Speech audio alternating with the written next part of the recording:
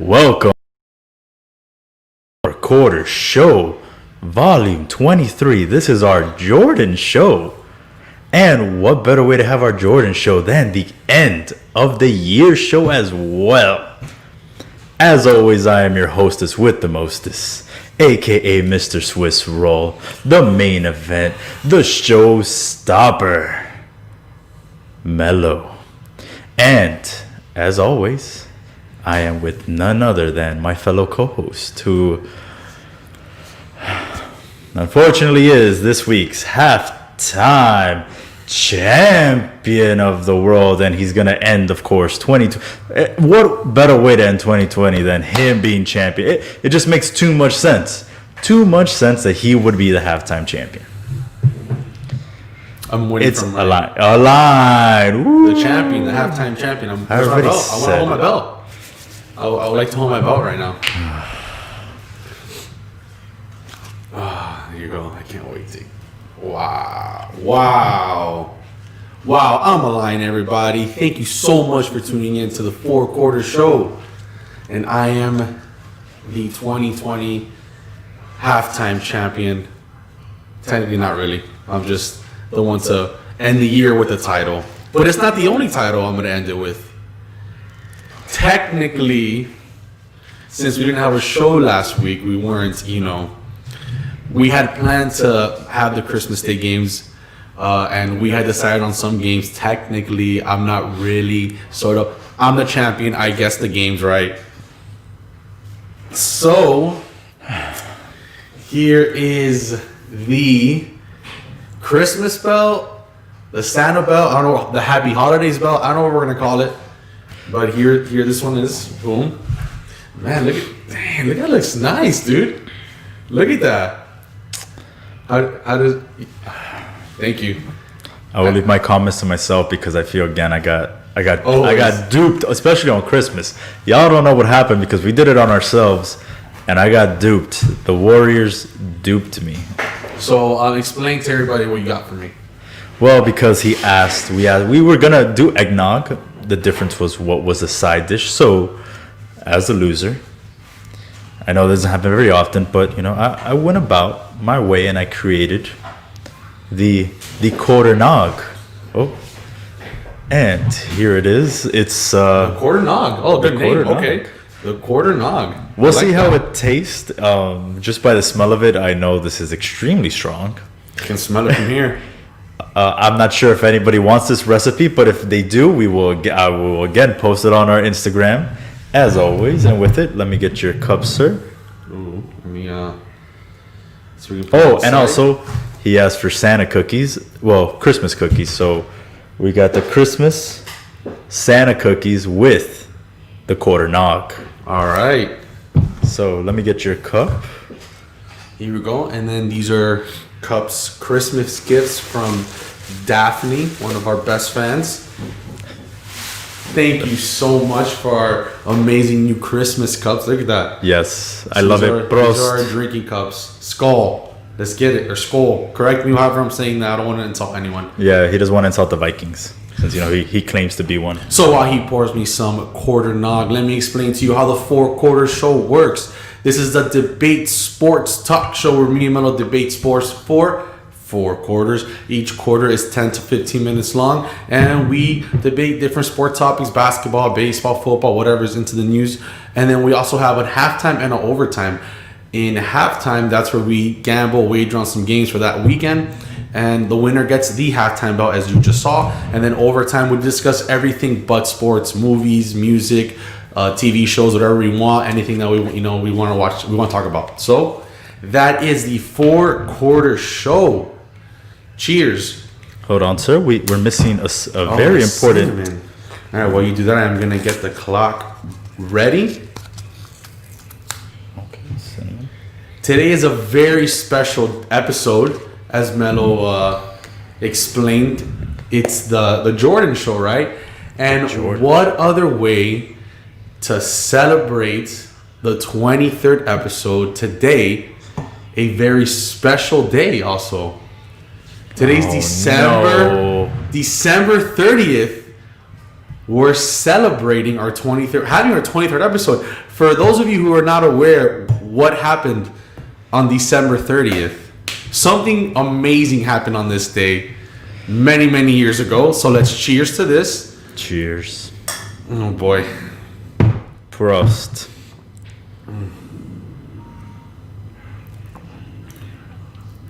It's not bad. It isn't. I thought I did a terrible job, but hey, I mean, apparently. my Nutella one was good. Fans liked it. All right, so let me get the quarter started before I say what today is. So let me just give the fans a behind the scenes into our process into each show. We always create an outline. We'd like to be prepared. And today, doing quarter one, Mr. Halftime Champion over there goes to me, don't worry about quarter one. It's going to be a surprise. Mm-hmm. And I was like, okay. I'm not thinking I would regret it. I already regret letting him surprise me because I already know what I know this is going to be about. So, let me get the quarter started. Let the quarter begin. Today is a special day. It is none other than the GOAT's birthday, LeBron James. It's Jordan's birthday? Happy birthday to LeBron James right there. Boom. Laker Nation. Shout out to Laker Nation. Shout out to the GOAT, LeBron James. Which brings me to the topic that I am so excited to talk about. And that, shout out to the Steph Curry braids. There you go. My braid hair did work. I got inspired from Curry. All right, so Melo, LeBron. I said he had to win 6 rings like Michael Jordan. But I am changing my tune after doing more research and thinking about it. If LeBron wins one more ring and he's the Finals MVP, he is the greatest of all time. The greatest of all time will be LeBron James. I am done hearing all these Michael Jordan fanatics give me one thing. All they say is one thing. 6-0. That's it. That is their only argument. What other argument in this world do you just say one thing and that's it? That's it. Hey, LeBron James is the greatest. Oh, Michael Jordan, 6-0. LeBron James is going to virtually be number 2 all time in points. Oh, Michael Jordan, 6-0. LeBron James is going to be top 5 in assists. Oh, Michael Jordan, 6-0. That's it. And I can go on and on and on and on about LeBron's greatness. Let me throw, and you know what I'm done hearing? I am sick and tired. I'm going to rant because it's LeBron's birthday. And I know he's watching this, he's listening because I'm one of his biggest fans. Listen. He's watching in the middle of his game. I am done with people saying that LeBron is 4 and 103 in the finals. I'm done with that. Let's stop saying that.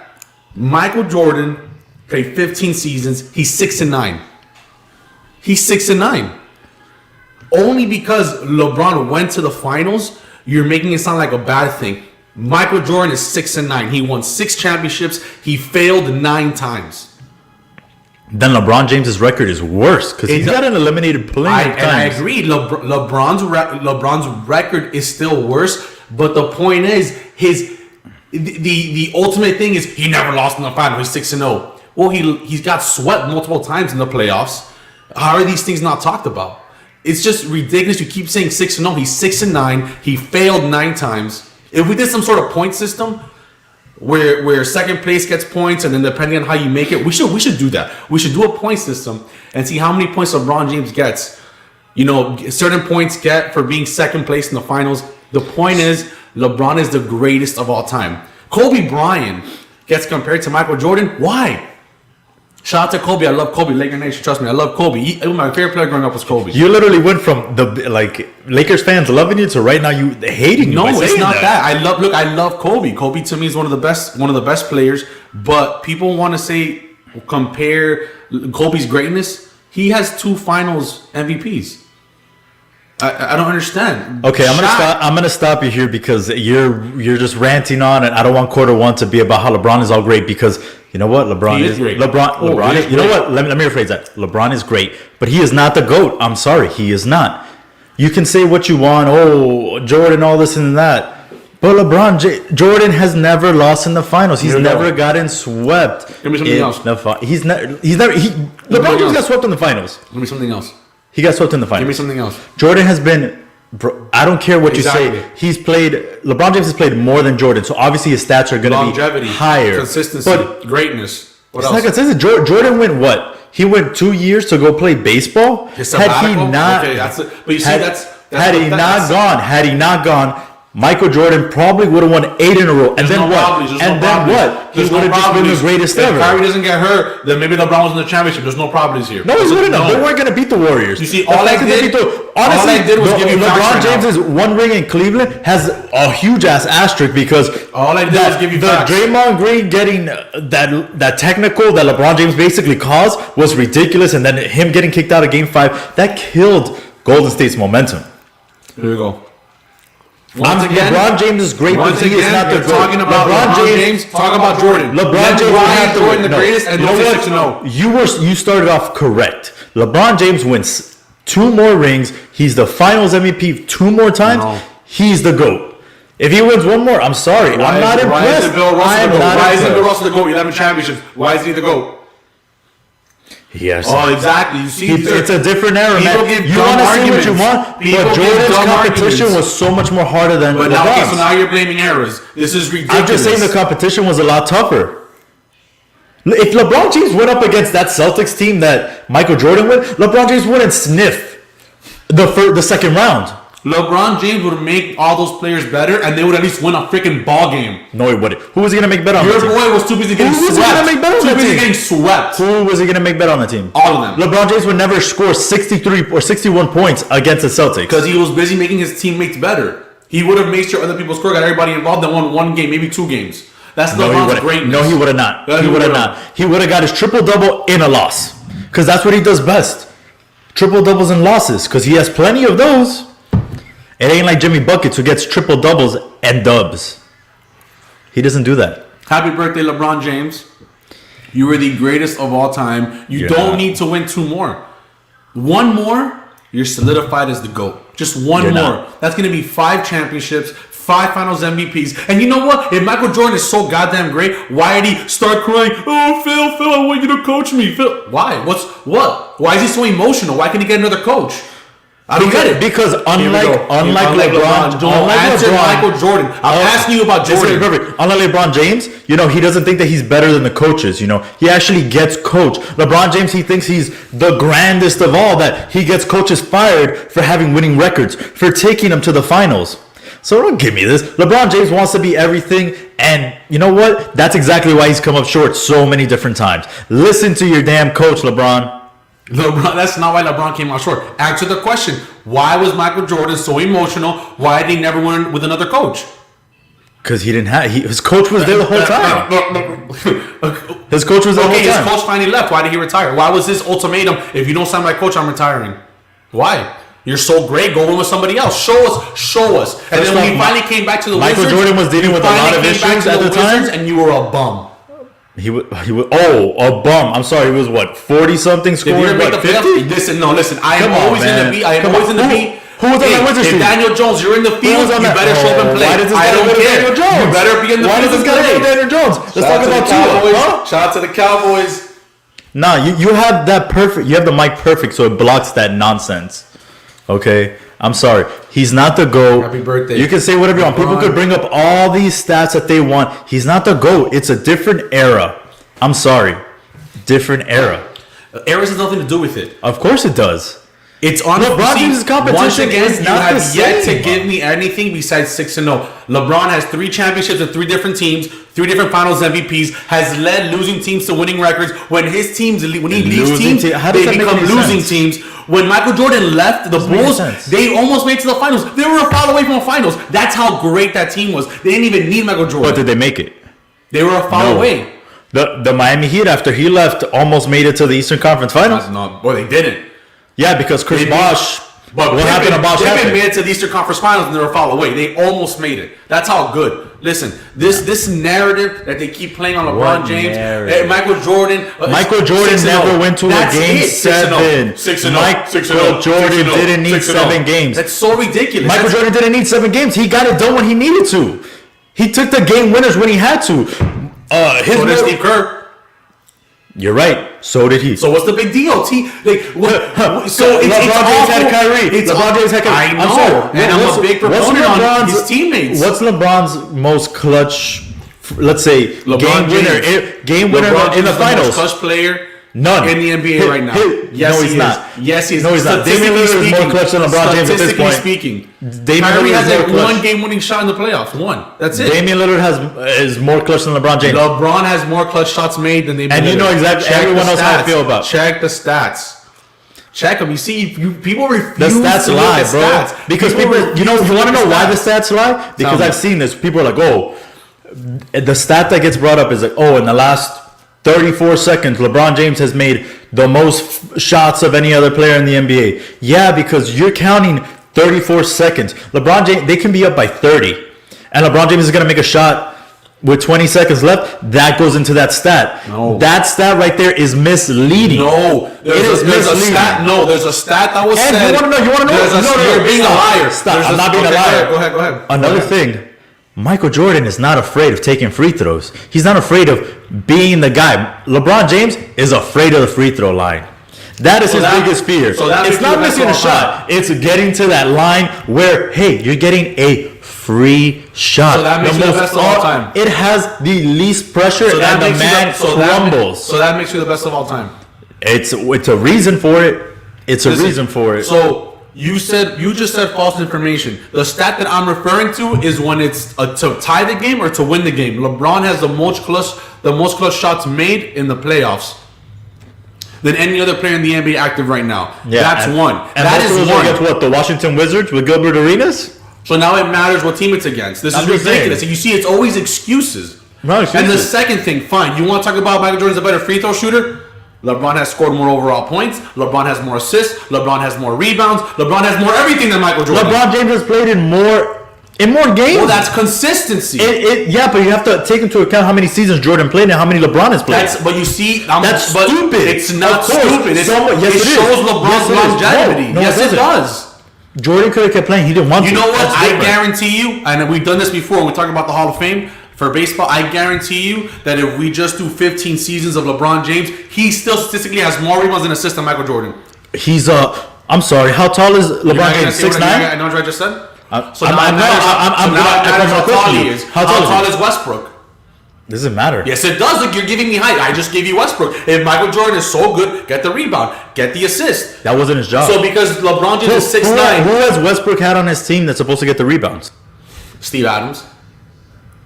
One guy. You said name a guy.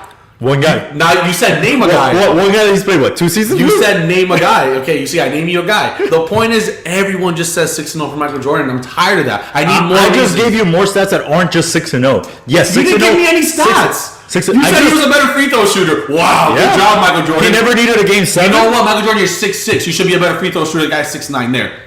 There. Oh, that's ridiculous. You're ridiculous for your arguments. No, it's not. Yes, it is. Happy birthday, GOAT. It's not Michael Jordan's birthday, so stop saying that. You know what? Without him, the NBA would be boring. So we appreciate you for your greatness. Really? Because I think it would be just as fun without him. You know that. I can't wait. True. Yes, of course it is. Of course it is. I'd rather see the superstar Damian Lillard. So who's the second best player? Who's the second best player of all time then? LeBron James. Wow. Easy answer. It's Michael Jordan. James. It's not Michael Jordan. Or Kareem Abdul-Jabbar. Imagine this. Or Kareem. Or Magic. Jordan did not... See, this is a problem. Jordan did not need to be great. He just was. Okay? LeBron James just needs great. it. No, he doesn't. craves it, and he's not. No, it's unfortunate. It's unfortunate he gets all this hate for no reason. LeBron, it just doesn't ooze out of him. He's great. He puts up fantastic numbers. Some of them are astonishing numbers. Michael Jordan, it was just I'm going to go out there, I'm going to win, and I'm going to be great doing it. And he became the GOAT. LeBron James has to try and super team and let me get everyone in the NBA. While LeBron was getting swept by the Spurs, Michael Jordan was getting swept 3 times the first round, 3 straight years. That's what Michael Jordan was doing. How great is that? But nobody talks about that. Nobody talks about that. Who else was on that team? On those teams that he was getting swept? That's not the point. And of course who was on the team that swept LeBron? 4 Hall of Famers. What do you mean? Like, what are you talking about? He had Boobie Gibson. Man, hey, can you at least give LeBron a little respect, please? We dedicated a whole quarter to him. I gave him respect. No, you didn't. You're over here still disrespect. No, I'm not. I said he is the second. You know what? It's about time. Give me some respect. Give my mama some respect. Give LeBron James some damn respect. The halftime champion for 2020. Shout out. I'm the best. This is my show. That's right. Oh, it is. That's right. Today it is 2020. I'm the champion. Me saying LeBron James is the second greatest player of all time is enough. He's just not going to be number 1. Again, he has to do what you said in the beginning. He needs to win 2 more, be Finals MVP, which, I mean, he almost couldn't have gotten it this year. He probably shouldn't have gotten it when he won with Cleveland, because Kyrie was just as important. This is ridiculous. But again, because someone else is and we'll end it with that. Thank God we are out of this LeBron James quarter, because man, it felt never ending. It kind of almost feels like when he's taking a free throw, I guess. I feel your pain now, LeBron. Taking a free throw is hard. Talking about you for an entire quarter is very consuming on my mental health. Happy birthday, Tiger Woods. And I believe it's also Carson Wentz's birthday. Ooh, that's not someone that you want to be mentioning. I'm just saying, I think it's his birthday. Just, right now we're at it. All right. Shout out to Timmy. I did not quit. I started working and things got a little tough. It's the holiday season. It's been a hectic couple of weeks, to say the least. But let's kick off quarter number 2. Finally. Out of the LeBron James talk. All right, quarter number 2. Some NBA predictions. Who do you got? All right, so how do you want to talk about this? You want to go over who we think is going to win the East? The Heat.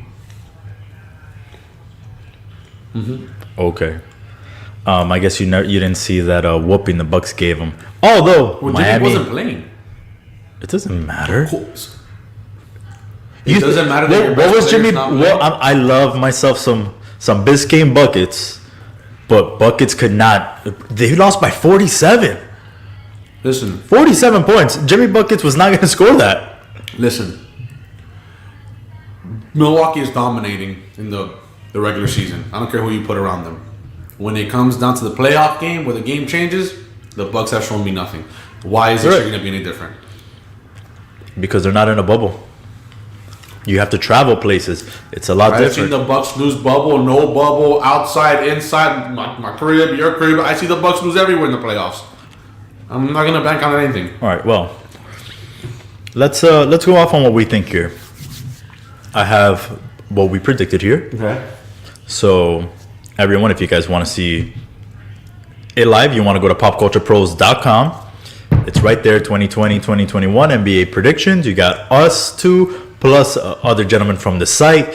The boss, Steve. You have Kyle. You have Ed. I'm surprised there's no one else. But here's what a line picked. That's 1 through 8 for the Eastern Conference. He has Milwaukee, the Brooklyn Nets, the Miami Heat, who he says is going to the finals, at 3, the Boston Celtics, the Philadelphia 76ers, the Toronto Raptors, the Indiana Pacers, and you have the Washington Wizards at 8. Whew. And that ain't looking so good right now for you. Listen, sometimes great teams struggle to start. Westbrook and Beal are going to get it. They're just getting used to each other. I believe. I mean, they're putting up some fantastic numbers, both of them together. They need some help. Working out. They need help. They're two great players. They're going to figure it out. Myself, I have the Brooklyn Nets at 1, Milwaukee at 2, Heat at 3, so we were right there.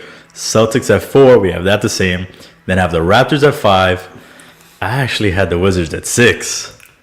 I know. And you're making fun of me. The 76ers at 7 and the Pacers at 8. So we both had all the same 8 teams, just in different order. You picked the Heat to go to the Eastern Conference Champs, so the finals. I have the team with the greatest player in the world right now. Dinwiddie just got hurt, so. That doesn't mean nothing. Can you believe it's that? Katie. Kendrick Perkins said that they're no longer making it to the finals because they lost Dinwiddie. Would you imagine that happened to LeBron? Oh, LeBron lost his backup point guard, not going to the finals. Wow. Hey, if he loses Caruso or Kuzma, hey, that we're talking a different story, man. That's a different team. LeBron is making it to the finals. It doesn't matter with me, you, and my dog Kobe. Not Kobe. His actual dog. A little dog named Kobe. Yeah. I'll put him on the show one of these days. All right, so next, let's go to the Western Conference. You have Lakers at 1, then the Clippers, Nuggets. What a mistake. Maverick. Oh, the Clippers beat the Lakers, so I don't know how that was a mistake. The Nuggets. Because the Clippers only play to beat the Lakers. That's all they do. The Mavericks at 4, the Pelicans at 5, the Blazers at 6, the Suns at 7, and the Utah Jazz at 8. I should have put the Suns at 4. CP3 got them boys playing. CP3 is taking that team to new heights. And myself, I had the Lakers at 1 again. Mm-hmm. I have the Mavericks at 2, Clippers at 3, Nuggets at 4, Suns at 5, Jazz at 6, Warriors at 7. That was looking bad. And number 8, I originally had this as the Sacramento Kings, which would have been a good pick because right now they're balling. Shout out to my boy Whiteside. But I switched it last second to the New Orleans Pelicans. So again, we almost went to the same way, but I didn't have the Trailblazers at all, and that's because I think they're overrated and they're getting exposed. I feel confident about the Lakers. I think they're going to make it to the finals again. The Heat. That's right. You have the Lakers, Heat, and I so much. And I have the Clippers because Kyrie and KD are looking strong together. They look good. Kyrie seems to enjoy playing with Durant. Something he really needed, his best friend next to him. So it's going to be LeBron's season. He's going to win 5th ring. And the way AD's playing, I see LeBron getting a Finals MVP again. Because AD just plays like so lackadaisical sometimes. Stop getting under 5 rebounds a game, AD, please. I don't understand. I don't get it. LeBron James better hope that Kawhi gets hurt. Because the way those boys are looking... Are we talking about the Clippers? Yeah. The Clippers. My prediction is Nets Clippers. 50. Without Kawhi. You realize because Kawhi got hit in the mouth. Hold on. That's what I just said. You just said the Bucks beat us without Jimmy, and you were like, whoa, no, it doesn't matter. But now that the Clippers lost by 50 without their best player, now is when you want to bring up the lot. You see, like I deal with here, that's the ridiculousness and the unfairness that LeBron gets all the time. How's that? I'm just saying that the Clippers have the Lakers numbers, so the Lakers don't want to see that. The Lakers want one of these other teams to do their dirty work for them, like it happened last year. That's exactly what happened. How about Clippers? Get your shit together and start worrying about all the other teams in the NBA and not just the Lakers. No. There's only one person that needs to get his shit together, and that's your boy, Playoff Pete. That's your boy. You're the one saying the Clippers are going to beat. That's your team. You're the one saying Clippers. I'm saying you almost drafted Playoff Pete. That should have been it. So that's to our next topic. So I had Nets Clippers. He has Heat Lakers. He obviously has the Lakers winning the championship again, but they're not gonna. I actually have Kevin Durant getting his revenge on Kawhi and winning. That's not even a fun narrative. How is that not a fun narrative? Lakers, LeBron, Lakers. Here's the fun narrative of it. You have Kevin Durant coming back after us 500 plus days, and you have Kyrie, who everyone wants to talk all the smack about. Oh, he's not going to be able to do it. Oh, this and this and that. Him and KD are going to run over the playoffs, and they're going to win the finals. Put money on it right now while you still can. Go out to Vegas. Go out to these betting sites. Put money. Guaranteed. Melo approved. Stamp of approval. A better narrative, because everyone knows if KD would have been healthy that year against the Raptors, they blow through them and they win the finals. Everyone knows that. There's no debate there. It's for sure. So there's no revenge. Of course it is. No, If it would have been a close thing, it's revenge. Revenge is right now. LeBron versus KD, where it's finally going to be fair. It's fair. You have two superstars on both sides. You have KD, Kyrie. You have LeBron, AD, and then you got your guys on both teams. And now this would be a fair finals. Not KD with three other Hall of Famers against little LeBron and nobody else. Three other Hall of Famers. Who are the three Hall of Famers? Curry. Okay. Clay. Okay. Draymond. You don't think Nick Swisher's a Hall of Famer, but Draymond's a Hall of Famer. Okay. Yeah. Okay. He's not a Hall of Famer. Draymond was an integral part of that offense. He's not. It doesn't mean that he's a. Is Robert Horry a Hall of Famer? Yes, better than Nick Swisher. Stop. Is Robert Horry in the Hall of Fame? No. Are you sure? I'm pretty sure. Are you sure? Are you sure? Pretty sure. I don't know. I think Big Shot Bob might be in the Hall of Fame. He is Big Shot Bob, but he's not on the Hall of Fame. Draymond Green was more integral than Big Shot Bob. Come on, that's not even right. Okay, fine. At 3 Hall of Famers, you still have 3 Hall of Famers all in their prime together in the same team. After 2 of them had just won a championship, they get then the best player in the world at the time, and then of course they're gonna run through the Cavaliers all those years. Now this is gonna be fair. It's actually gonna be a fair finals to see. Let's see who the big dog is. So, and I won't even argue it. I won't be mad. I won't be like, oh, it's unfair. No, it'll be fair. Lakers and Brooklyn, even though Brooklyn's not gonna make it. Brooklyn's gonna make it, and they're gonna get to the playoffs. KD, and then KD's gonna see how hard it is without Curry and without Clay. And who's gonna cover the big dogs? What's gonna happen is guys, mark my words. Listen to me. I'm the one who's No. What's gonna happen is that LeBron James is gonna look across the court and be like, "Damn, you know what? I owe that man, not Kevin Durant, the man next to him, that championship because of how good he's gonna be." You know what? He might just go for MVP. He might just go for MVP of the finals to rub it in LeBron James's face. And they're going to win. And it's just going to be Kevin Durant beating LeBron James in another finals. That's not a fun narrative. I don't want to see that. I might want to see Kyrie win MVP over LeBron James. Because if Kevin Durant, because if Kevin Durant beats LeBron James, it shows, hey, KD's back. I am 100% the best player in the world. I didn't need anybody else. I didn't need another MVP. I didn't need Klay Thompson. I didn't need anyone. I did it with Kyrie, and we won a championship. I did it with Kyrie, one of the greatest number 2s of all time. Okay. Because everyone knows that Kyrie is not a number 1. One of the greatest number 2s of all time in Kyrie. And there. You're right. But we'll see. So then we'll get into a little bit of the awards. So Coach of the Year, you have Stan Van Gundy from the New Orleans Pelicans winning it. Which, I mean, they're playing strong. Just that last game. They're playing good. That last game wasn't very good. I have none other than the back-to-back MVP, Steve Nash. He's not even a coach according to his own players. He's a coach. His own they players don't think he's a respect coach. him. His own players don't call him a coach. They respect him. Come on. Okay. All right. Rookie of the Year. We both have the same guy. And no, it's not me. It's not this mellow. It's the guy, the Kings player. He's looking good. Tyrese Halliburton. Boy, that man shooting threes. They were saying how his shot wasn't going to translate, and his shot is just translating in every language at this point. He's making in everybody's face. But we both picked LaMelo. And then we put this one might be the one that bothers me just because I drafted this man. We both picked the same person for Defensive Player of the Year, and that is none other than Anthony Davis. And not looking so good. Man, that boy needs to pick it up because he got a ring and he goes, "I'm big dog. That's it. I'm chilling." I feel AD. I thought AD was gonna come into the season, 71 games. I'm gonna come in and dominate. He's just as chilling as LeBron right now. He's acting like if it's his 18th season. Like if he has 4 rings, like if he has nothing to play for, he's like, I'm chilling. I mean, I showed up at 2 games last year in the playoffs and we won. So in the finals, he showed to plenty. He got him to the finals. I'm saying I'm correct. Not in the playoffs. In the finals, he only showed up in a couple games. Oh, well, we only got one more, so we're gonna go with, and that is who we think is gonna be MVP. And your MVP pick was Santa is an MVP, but your MVP was Luka. Yeah, he came out looking more than Harden right now. Stop it. Harden's not that big. I don't understand this narrative.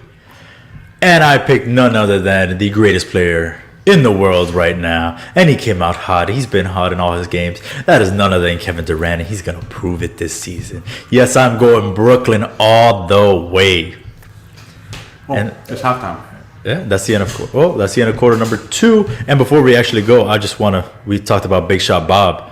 He has 7 championships, and the man is not let me name in the Hall of Fame. 2 with the Rockets. Okay. 7?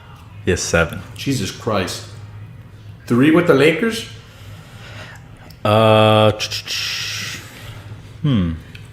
I believe, what would that be, 5?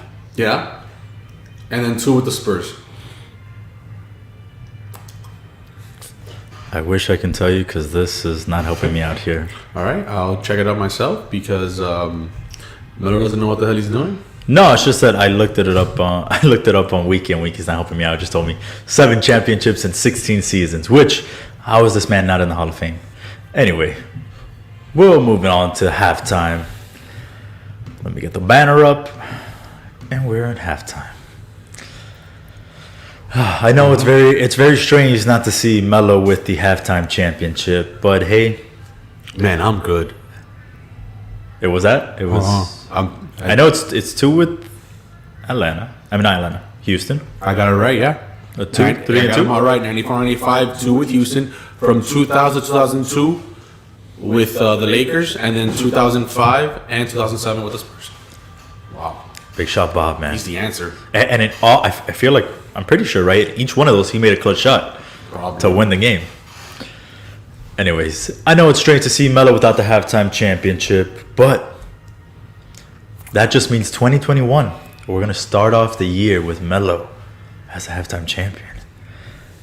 And let's go to the games that we're predicting this to end the year. And we decided to make it a little bit personable.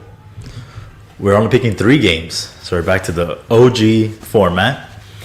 And we picked 3 games that are pretty much big games in the playoffs this upcoming Week 17, which isn't usually that often.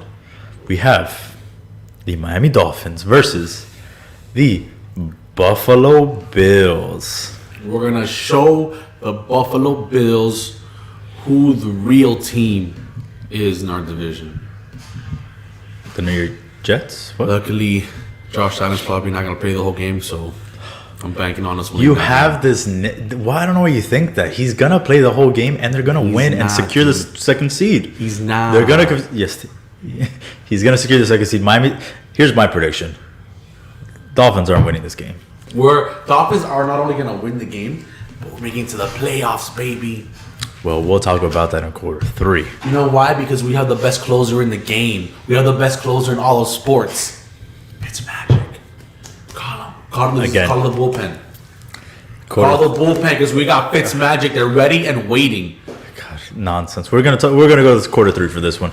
So next up we have You wish you had Fitzmagic. You guys would have gotten a couple more wins when Daniel Jones was hurt. No, and you wouldn't be rushing Daniel Jones. Fitzmagic would have been on the ground half the time, just like Daniel Jones was. No, because next up we have the Dallas Cowboys versus the New York Giants. And who are you picking here? Halftime champion. In the NFC least, we have the Cowboys that are gonna make it out on top. And they're going to make it to the playoffs. The Cowboys are going to beat the New York Giants. This is funny because I don't know if we said it on the podcast. He did it on purpose, by the way. I don't know if we said it on the podcast or not, but I remember us talking about how crazy would it be if by Week 17 it comes down to a Giants-Cowboys game. Well, it's coming down to all the games. It's coming down to, well, the NFL did something genius. It's going to come down to the Washington game after. Like, I wish it would have been, like, it would have been cool to see Washington lose first, and then this game for us would have been huge because then it would have been more fun. But now, whatever happens, when we watch our game, we're going to have to root for the other. I guess it's still going to be fun, but. All right, so then last game, the Washington football team. Did I say? I think one of us said Redskin. I'm not sure. We apologize for that. Sorry. The Washington football team, WFT, versus.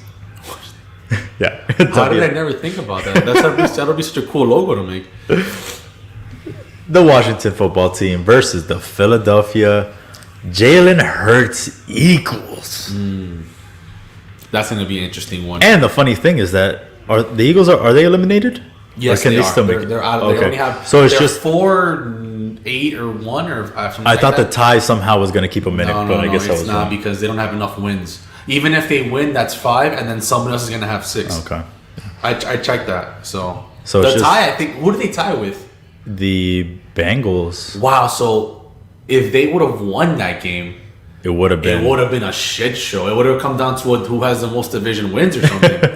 Damn, God damn it, Eagles! The NFC East can't even get this right. They can't even get a 4-team controversial ending correct. It's your boy. His birthday's today. Carson Wentz's fault. Jesus, but Can't finish off the Bengals. So I have to have the Eagles win the game. That's what it is because. Because you don't want because you No, want. because I want the Cowboys to make the playoffs. Wow. So I know. It's only because I predicted them. I mean, okay, if Alex Smith wins, I need 2 teams to win. I need the Cowboys to win, or I need the Redskins, the Washington football team to win. That's all I need. I just don't want the Giants making the playoffs. And you should be happy that I'm saying that. I'm not upset. The only reason why I want them out is because I don't want to see your face happy as hell if your team makes the playoffs and then my team doesn't make the playoffs. And I had the better record. I am going to be so livid. Reason number 2. You better believe that's a topic if that happens next week on the show. Reason number 2 is you, as a Giants fan, you kind of, a real smart, educated Giants fan would not want to make the playoffs because you would get a better draft pick. Now, yes, you want to give Daniel Jones, you want to have the winning mentality. So I guess I was wrong by saying uneducated fan. There's both positives in both things. I just think it's more beneficial. A top, maybe get an offensive lineman, one of the top ones. Maybe get something else you might need. It's really important. That could be a huge difference to Daniel Jones. I agree. I can't disagree with that. Honestly, the Giants win or lose, I feel like there's positives on both ends. But with that, it's the end of halftime, and next week, right back here, you're gonna see that lovely championship halftime bell back where it belongs, back home. And sir, how you enjoying this? I sure got. What do you think? Let's be honest. Let's be honest. 6.3 out of 10. Okay, that's not bad. Trust 6.3 out of 10. It was made in about 15 minutes. Just because it just needs something else. It's not Christmassy. It's not like I want that eggnog taste, and I'm getting a lot of the. What'd you put in it? What's the alcohol of choice in here? Bourbon. I agree with you. There's nothing wrong with tasting bourbon. I love bourbon. I was gonna add vanilla to it, but I couldn't get the right measurements, and I was like, you know what? I was already taking long enough, so I said, okay, let me just cut it here. I think I'm gonna do this. Let me put some sugar, and like I said, I think Coquito's a lot better. So Coquito and eggnog are different. They are very different. They're not the same thing. Very different. Got it. So I think Coquito's better than eggnog. This honestly is. I don't want to toot my own horn. Probably one of the better eggnogs I have tried. Oh, this one? Yeah. Okay. I'm saying it's one of the better ones I've tried. I haven't tried a lot, and that's because eggnog down here in South Florida, you don't get a lot of. By the way, Melo, what I want when I win next week, hot and ready, Krispy Kreme. Oh, now you want that. Donuts. Now you want that. That's what I want. Mm-hmm. Is that it? Just the... And some chocolate milk. I like me some chocolate milk. Mm-hmm. Chocolate milk. And some fancy chocolate milk too. Not, I don't want no Publix brand. It's good though. Shout out to Publix brand chocolate milk. It's good. But some fancy chocolate milk. One with a fancy label. Something a little pricey. Okay. So no Swiss milk. Got it. All right. So then when the halftime champion wins again, which is me. What do you want? I don't want your Krispy Kreme donuts anymore. What I want is, I know I'm going to butcher the crap out of this. I want a charcuterie board. I know I'm not saying it right. Charcuterie board? I'm gonna let you do that one. A cheese board. You know, some cheese. Okay. Some nice cuts of, you know. And I'm getting, you want wine knife? You want a wine also? New year, new Mello. Does Mello want wine? You know what? It's gonna be New Year, old Mello. I want my charcuterie board with some cerveza. Beer. Yeah.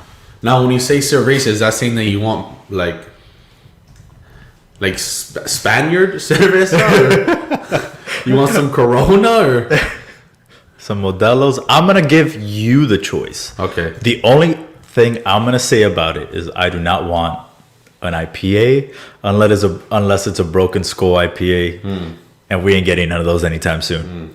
So anything but an IPA. You can give me a sour, you can give me a lager, you can give me an amber, a dark, pale, whatever. Got it. So okay, I got it. You know, then what I want also, Okay. I want to add something else. Chocolate milk, hot and ready, Krispy Kreme donuts, Okay. and a cigar. Ooh. I want a cigar. I want to start the new year off with my Dolphins in the playoffs, your Giants out of the playoffs, and I want to be smoking a nice little cigar. Yeah, get yourself one too. Get yourself a little cigar too. You can have one too. So, you know, have a little cigar to celebrate my Dolphins making the playoffs. Question. Yes. Do Black and Milds count as cigars? Listen. You know, Club cigar. Shay Shay. I want a Club Shay Shay cigar. has those. Not. Listen, I love Club Shay Shay, but not this time. It doesn't count. Not Black and Mild. But that's a good question. I just need to make sure because I don't want to show up with Shout out those to and be Shannon like, Sharp. I like his podcast. It's good. He got some good stars. he ain't no Skip though. I was thinking, man, you think he's asked Skip to be on his podcast? He had. I don't think so. He knows not to ask Skip. That Skip wouldn't do it. No, I think Skip would do it, but I think maybe he's saving it for like like a special episode. I don't think it was either he does it the first time or he does it like a That'll be special cool if episode. you ask him about his life. If you ask him questions about the Cowboys and what he used to, Ask him about his, averaging 2 points All right. in college or high school. Now that we got that out of the way, we're gonna move on to the next topic. Tree. Quarter number 3. Let's do it. All right, quarter number 3. We're jumping into the NFL. And before we jump into the more important topics, we're going to talk about the future. And the future is the NFL draft. And the entire season, there was one team, the worst team in the NFL, which probably brought down that division. The New York Jets.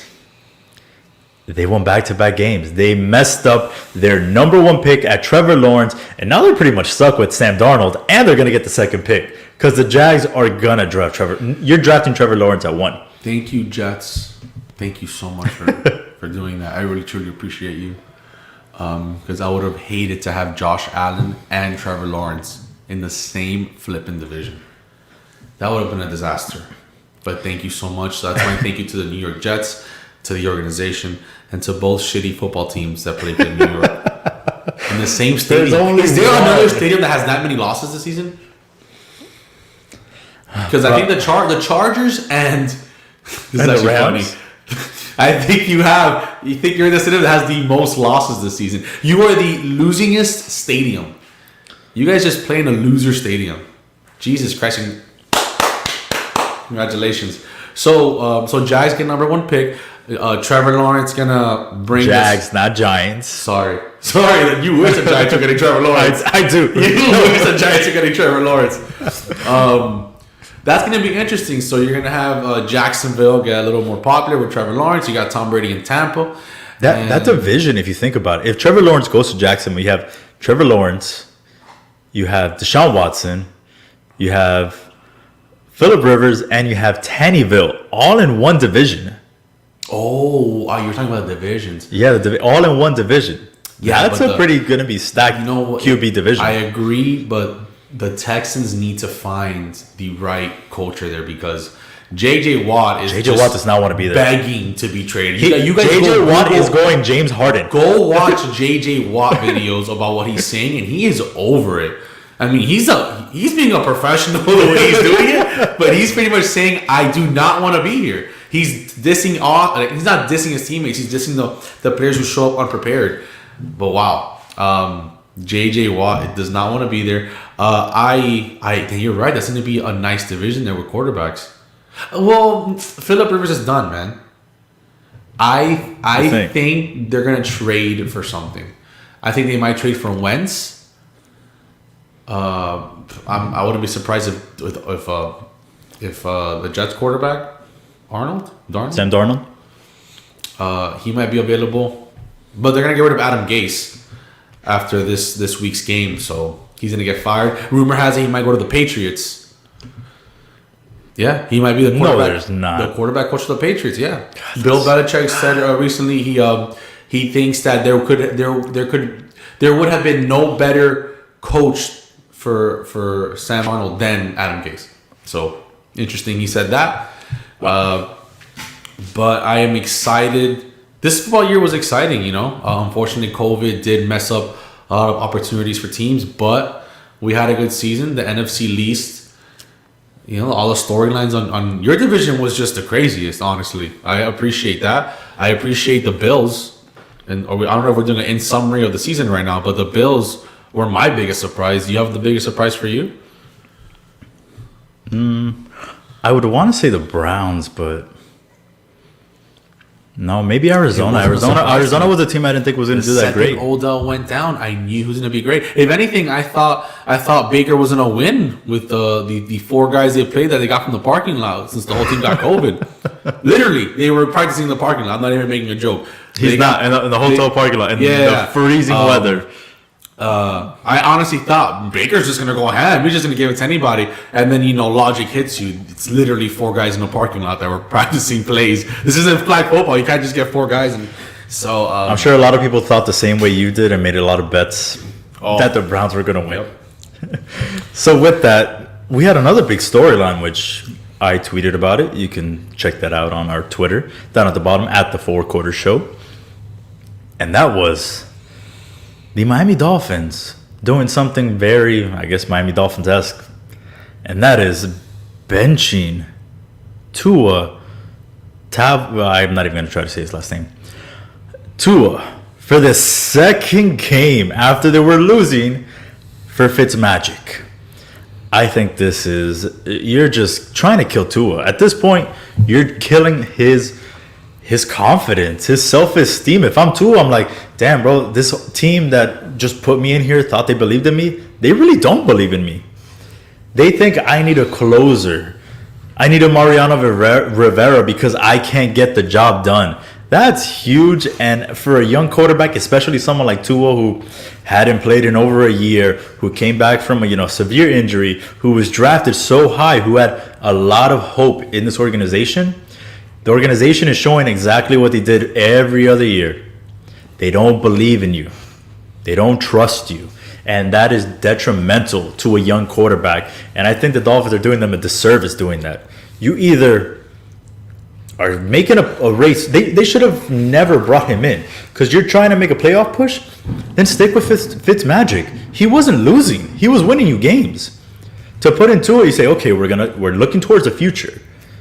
To keep going this back and forth, you're just hurting Tua, and it's just ridiculous. You're not going to develop a quarterback that way.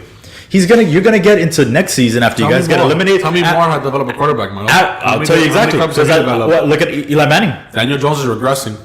He's not regressing. How about the Giants? They're not developing. Daniel Jones isn't regressing when you have no offensive line. Look at Eli Manning, what he did. Phil Simms, Y.A. Tittle. We have great quarterbacks in our organization. You're naming good quarterbacks that play for the New York Giants. Yes. Yeah. Go ahead and name Marino. How many Super Bowls did Marino win? Marino. How many Super Bowls did he was an Ace Ventura? Did Phil Simms win? That was his most notable thing. Ace Ventura. Ace Ventura, pet detective. Listen, we had Chad Pennington also. Yeah, and then he went into the playoffs, and what happened? throwing ducks to Ray Lewis, to Ed Reed. All right, so it's what they're doing is stupid. I disagree with you. Let me explain why. Brian Flores knows what the hell he's doing. All right, he's probably the one coach that Bill Belichick has come out of the coaching tree and has been very successful. He's using a lot of the Bill Belichick tools and it's working out for us. I can tell it. I can notice it. But I think. Did I disagree with it at first? Yeah, I thought, man, let Fitzy do his thing. But I don't think it's a disservice. I feel Tua knows his place. Tua felt he wasn't even going to play this year anyways, but we put him out there. He's getting his feet wet. He knows it's his first year. And I think he knows. He knows next year it'll be his year from the start, and they won't pull him in and out. We have a chance to make the playoffs. And we have a team unity in our team right now where we're all just trying to win the game. And I don't think Tua's taking it personal. I think, you know what, I'm not playing that well. Fitzy came in and won the game. And then you know what? What are we doing? We're not backing down. We're saying, Tua, you're getting to start next week. We're not benching him. We're not saying, hey, look, you played bad the second half. Let's see if we can win this game. And then we'll put you in. And then you start next game. Now, if you told me they were benching him for the next game and then flip, no, they're not. We're saying, look, Fitzy's right there in the bullpen. This year, we're going to make a playoff push, whatever player's available. And I think Tua's mature enough to understand that, and I think he appreciates that. I mean, I don't think it's a disservice. He's saying that because he's going to be a team player. But when the coach comes out... I'm saying that. I'm saying, yeah, but when the coach is saying, we're going to keep doing this, that's not good for your players' morale. You say that, but I disagree. I think it's actually him being honest and saying, look, we're going to keep playing Tua. And he knows, look, if we need to bring Fitzy in, we'll bring Fitzy in. He's young quarterback, first year, who's going to go through ups and downs. And most quarterbacks in their first year go ups and downs. Tua's not Burrow. Tua's not Justin Herbert. These guys are showing that they're great quarterback mechanics, are doing more with way less. Look, I'm not even Team Tua. I'm not Team Tua. I'm not like you who just goes, oh, my quarterback got drafted. No, I wasn't Team Ryan Tannehill. Now he's the best quarterback ever since he started over here in Tennessee. But Tennessee's a better organization now. The Miami Dolphins, I think, are doing the right thing because Tua statistically is not doing very well. He has one of the worst yards per game. He's not being productive, and he actually has a better team than the Chargers and the Bengals. So why not? Like, hey, look, Tua, we're playing you. If you struggle, this is not the year where we want to do ups and downs. If you're playing bad, we're going to put Fitzy in. And Fitzy's ready. He's the second best backup because the best backup is Andy Dalton. He's the second best backup in the league. And we're making a playoff push. First off, you're wrong there. The first best backup of all time is Matt Moore. Not of all time. I'm saying right now. Right now. Oh, okay. The best backup of all time is Eli Manning. When he backed up Kurt Warner, one season. No, and then didn't he get benched for somebody? Didn't he get benched when he who did they start? Geno Smith? What a loser! Hey, he was crying too. No, showing emotion. I understand. That was honestly, I felt bad for him. Because that his streak was broken for somebody's. I agree. That was messed up, man. It was messed up. But yeah, so that's why at that time Eli Manning was the greatest backup of all time. Do you imagine your backup is a two-time Super Bowl MVP, is a two-time Super Bowl champion? Geno Smith. That's who. I don't understand. Look, the point is, I hear what you're saying, and if you see, you're right. Look, it could look awful. It could be detrimental to his growth. I don't think he's gonna grow. I don't think he's that good. I don't see what I see when I look at the card with Murray. Like Murray, I see talent. You see these big plays. You see him doing all these things. I don't really see that with Tua. So then, the Miami Dolphins are gonna have a high pick. Thanks to quarterback. With that Texans pick, they should get a quarterback. Honestly, if the right quarterback is there, yeah, man, I would. All we're missing is a quarterback. This team is really good. I'm not saying that because I'm a Dolphin fan. I'm saying it because it's true. We have a very good I think team. you guys are missing some receivers. We have a great defense. Yeah, maybe we can find someone. Okay, you see, now this is the time where we can sign someone in the offseason. Maybe, I mean, we're not gonna find something like a Stephon Diggs, but I'm saying like if you're able to find a receiver in the free agency market right now, not have to overpay someone, you can start getting receivers. I'm gonna say, get yourself a Julio Jones, but you might have to overpay for him. And if it's for 2 years, why not? Like, hey, I would do it. If we had a young quarterback, we have this defense, and we have salary cap to get a big time receiver. That's the time to do it. When it's win-win now, like to win. I wouldn't be a young team and then give all my money to a receiver. If I have all my pieces and I just need a receiver to maybe make a push to the playoffs, sure. That's what the Cardinals are. I mean, not really, but it's working out for Kyler Murray right now. Yeah, somewhat. I mean, they could make the playoffs, but they might not either. All right, sir. We're on to quarter number. Well, just before we get to quarter number 4, I am just going to answer this question. Who wins the NFC least? The boys. The boys. I hope they win it. Shout out. I hope they win it so they get eliminated in the first round. Shout out to Brand. Big Cowboys fans. That's fine. Again, if the Giants somehow sneak in and get that home game at 6-10, I'm not gonna be mad. Get Daniel Jones some playoff experience. But that's one of the positives. Exactly. But if they don't, just know he's gonna face a really good team in the playoffs. It's the best of the best. So, and you're the worst team in the playoffs. The best of the best of the best, with honors. Damn, that was a good one. All right, moving on to core number 4. Quattro. All right, quarter number 4. We're getting a little personal here, and being that this is the last show of the year, we decided to go with what we want, what our New Year's resolution for our favorite teams are. So we're gonna start off with basketball, since that's where we're in the middle of the season. Well, not the middle, start of the season, kicking it off. What is it? Well, let everyone know. What is your favorite basketball team, sir? And what do you want their New Year's resolution to be? My favorite basketball team is the LA Lake. Oh, sorry. My favorite basketball team is the Miami Heat.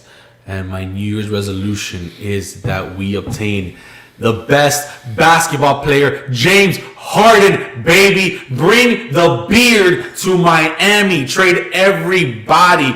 Did we not see what he just did game 1, being 20 pounds, 12 pounds overweight, showed up from the club. I'm not going to say what kind of club. Straight up came, boom, 44. 10 a sec. The man is... That's 17. The man wakes up and balls. Bring him to Miami. Go to the clubs. Do what you gotta do. Have fun. This is a 305. He'll love every club here. He won't want to go anywhere else. He won't want to go to LA. He won't want to go to Vegas or Atlanta. He's gonna stay right here in the 305. Party it up. Where we bring rings. Every time this organization has made a big move, we got Shaq, rings. We got LeBron, rings. Now 1, 2. We bring James Harden. He's up there. He's up caliber with guys like LeBron and Shaq. Rings. That's my New Year's resolution. What's yours? So my favorite basketball team is the Miami Heat as well. And man, it's like you just took everything out of my mind. Yes, bring the beard here to Miami. I've been saying this since before the season started, and I feel like my argument got proved even more after yesterday's 47-point loss. Yes, I know we beat the Bucks today. Congratulations. We're not doing that in 7 games without buckets. And it might be even hard with buckets. With James Harden, we are at a different level. We're at a level where we can compete with Kyrie and KD. Right now, even with buckets, it's going to be hard to want to beat Brooklyn we got one 4 star. times. We got 1 star. Man, we need another star. This is a duels league.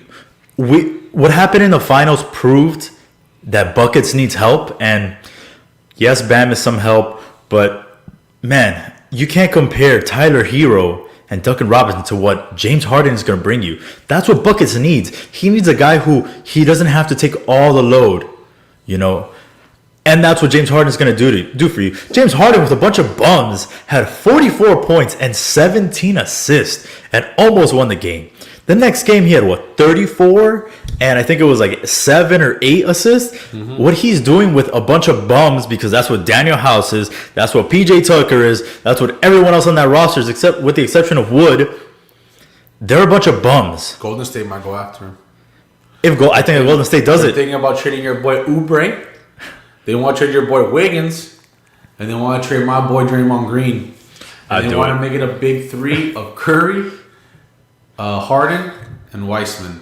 I do it. Do it right now. That's the big thing they want to do.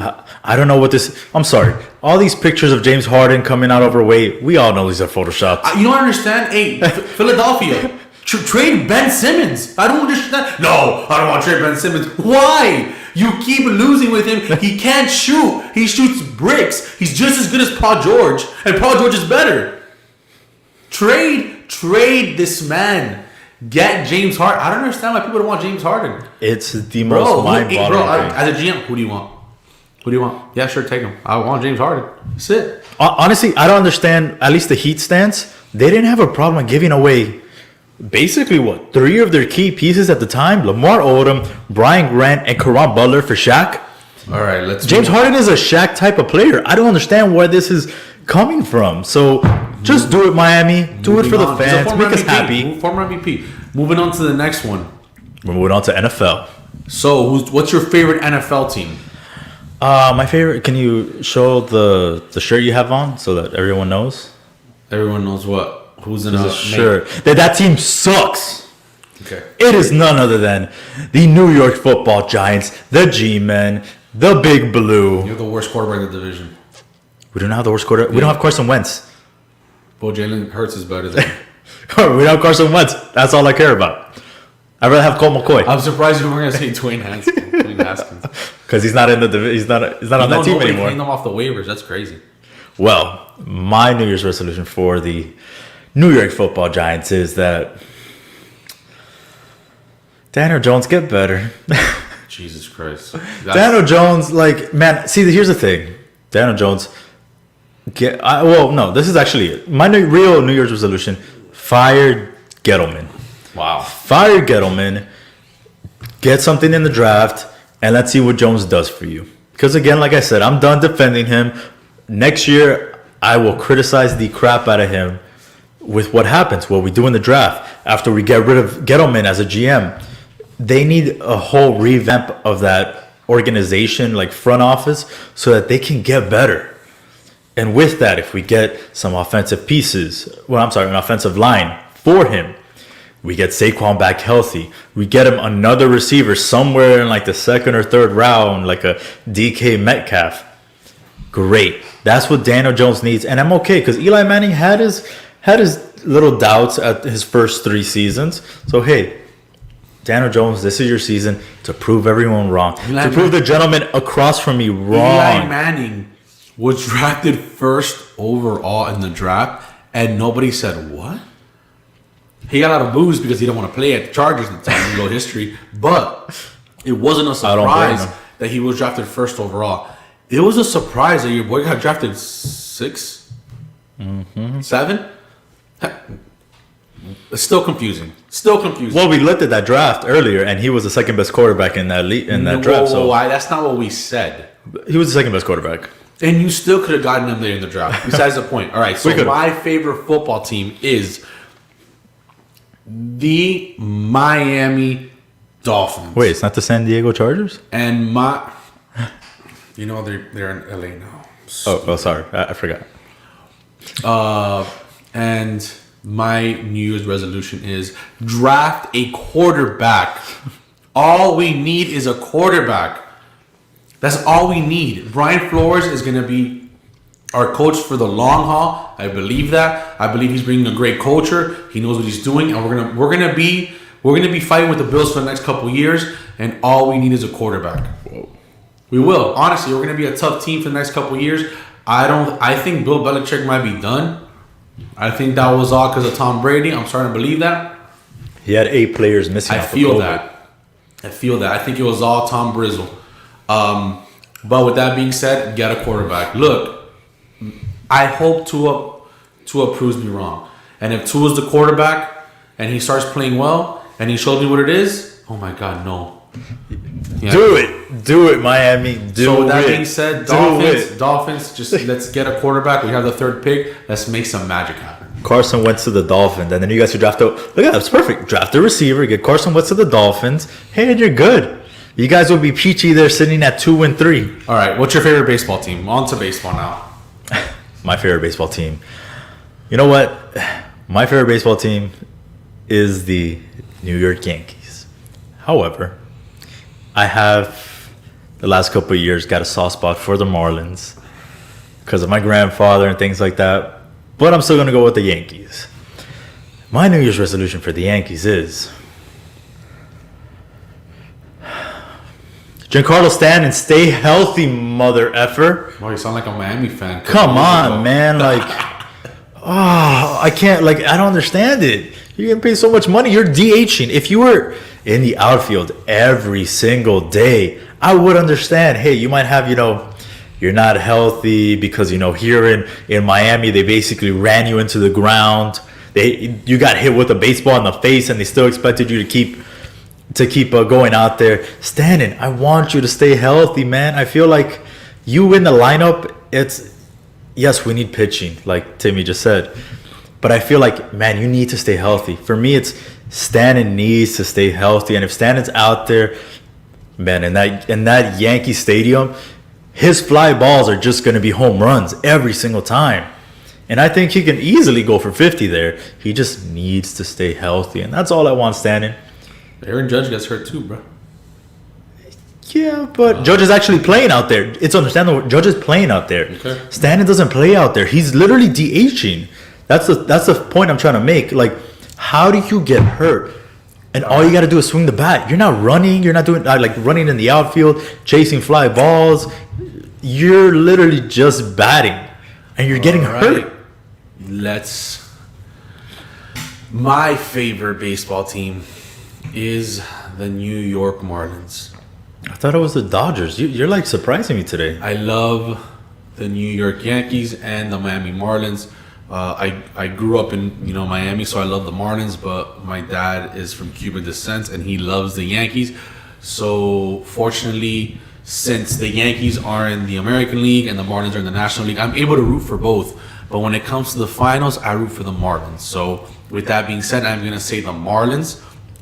And my New Year's resolution is that our new GM, the first female general manager, because the Miami Marlins are progressive here down the 305, and Derek Jeter knows what he's doing.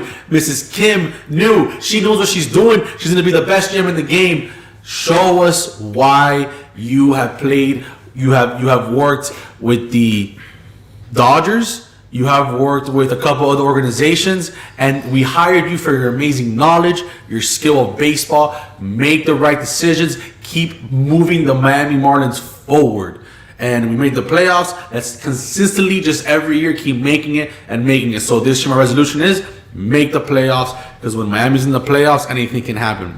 That's it. So basically, continue what we did in 2020. Make the playoffs. Yeah, consistency. It should be a little more than that. Listen, when you're a Miami fan, like at least win the division. No. When you're a Miami fan, I would say win the division would be my resolution for them. No, look, when you're a Miami fan, we never get consistent playoffs. It's always playoffs, trade everyone away. Playoffs, trade everyone away. In baseball. Yeah, in baseball. Okay. Yeah, so that's just. Did I say baseball? Baseball. And I just want a consistent, we made the playoffs again.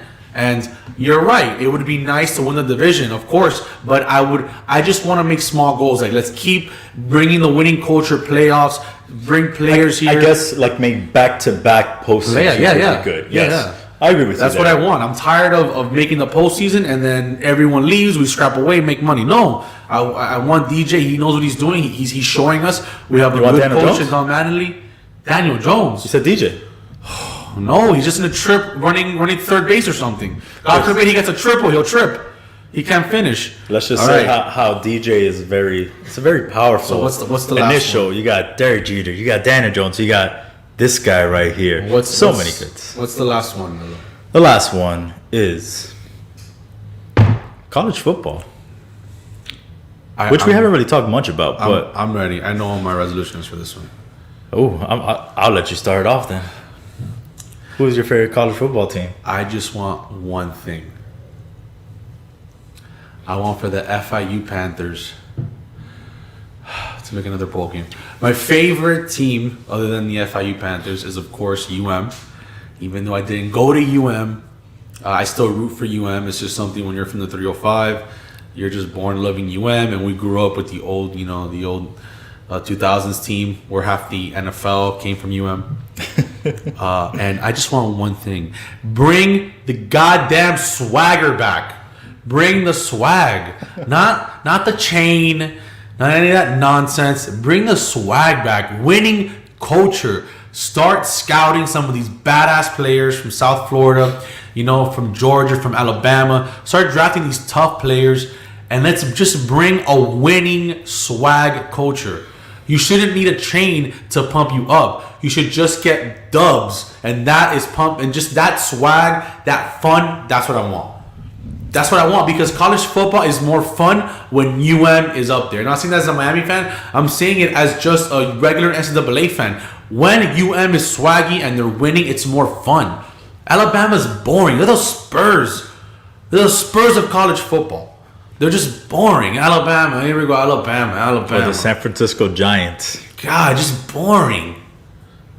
You're right. My favorite college football team is the Notre Dame Fighting Irish, and I just want them to, actually win a playoff championship. No, I'm kidding. I do like the Irish. But of course, you would be a Catholic. I do like the Irish, but it's all about the U, baby. It's all about this. It's all about right here. And my resolution for them is, it's not going to happen this year, but put it in the works. Get out of Joe Robbie. Get out of pro player. Bro. Get yourself a stadium. The Orange Bowl was so iconic. I don't understand. I get it, the Marlins. But no. The Orange Bowl was so iconic. So much history there. They need their own place to play. They don't need an 80,000 stadium that the Dolphins play in. Would you get rid of Tropical Park? Deuces. I don't need to see San. I don't need to go to San Jose Channel Force. Later, Tropical Park. Later. I don't need to go to San Jose Channel Force. Oh, you're a monster, dude. Get rid of it anywhere. Get rid of the Flagler dog track. Oh, there's gonna be so many stadiums in that area, dude, because they're gonna put the Inter Miami Stadium. Good. Make that a triangle of stadiums. How sick would that be? That would be the actually be like a zigzag, dude. If you take it all the way down, because you're looking at the AAA. You'd have UM, then you would have Lejeune, right? Yeah, you'd have on Lejeune, you would have Inter Miami, and then you keep going east, and then you would have UM, and then you keep going more east, and you would have the Miami Heat. You would have the Miami Marlins, and you keep going more east downtown, and then you'd have not South Beach, downtown. Let's get this straight. Biscayne. The Miami Heat playing in Biscayne, do not play in South Beach. The Miami Dolphins do not play in South Beach. Nobody plays in South Beach. Biscayne. Timmy, does this mean you're a Fighting Irish fan? Kind of surprised there, but yes, get him a stadium, and man, you'll have so many more fans show up to that. Like I don't know, that's just me. My last one though, I know it's not up there, but one last thing, and this is something I sent you. This is a surprise. This is for the Inter Miami team.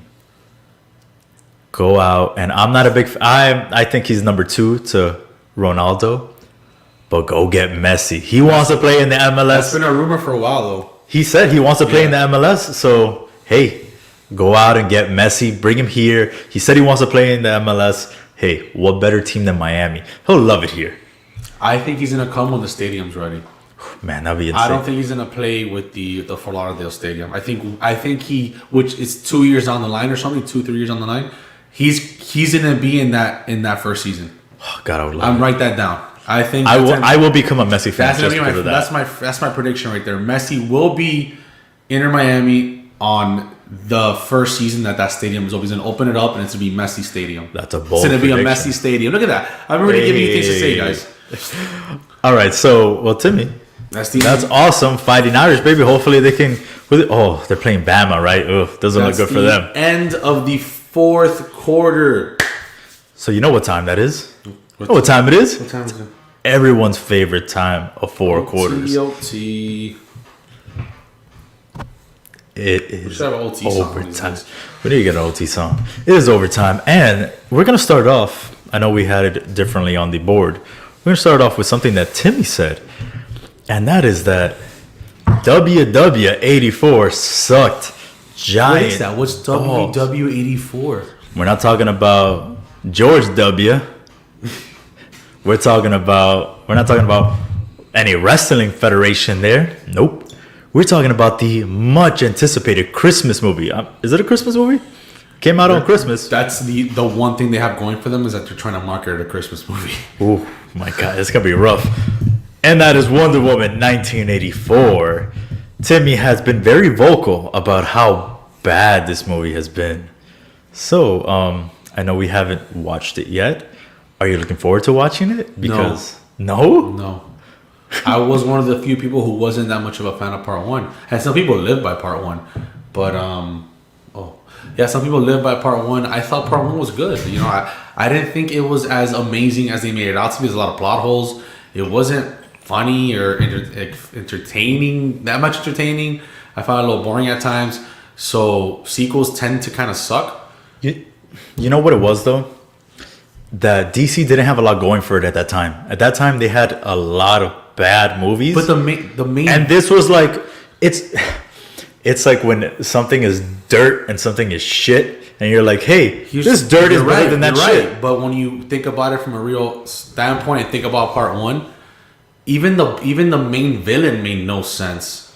The main villain was just dumb. Everything about the main villain didn't make sense. Whatever. And there were certain scenes that just kind of didn't make sense either. Wonder Woman, but it wasn't a bad film. It wasn't that bad of a superhero film. So I'm not gonna diss it. Like, it was entertaining. No, it's refreshing to see a strong female character superhero, and it was done right. It was done proper. It was a good movie.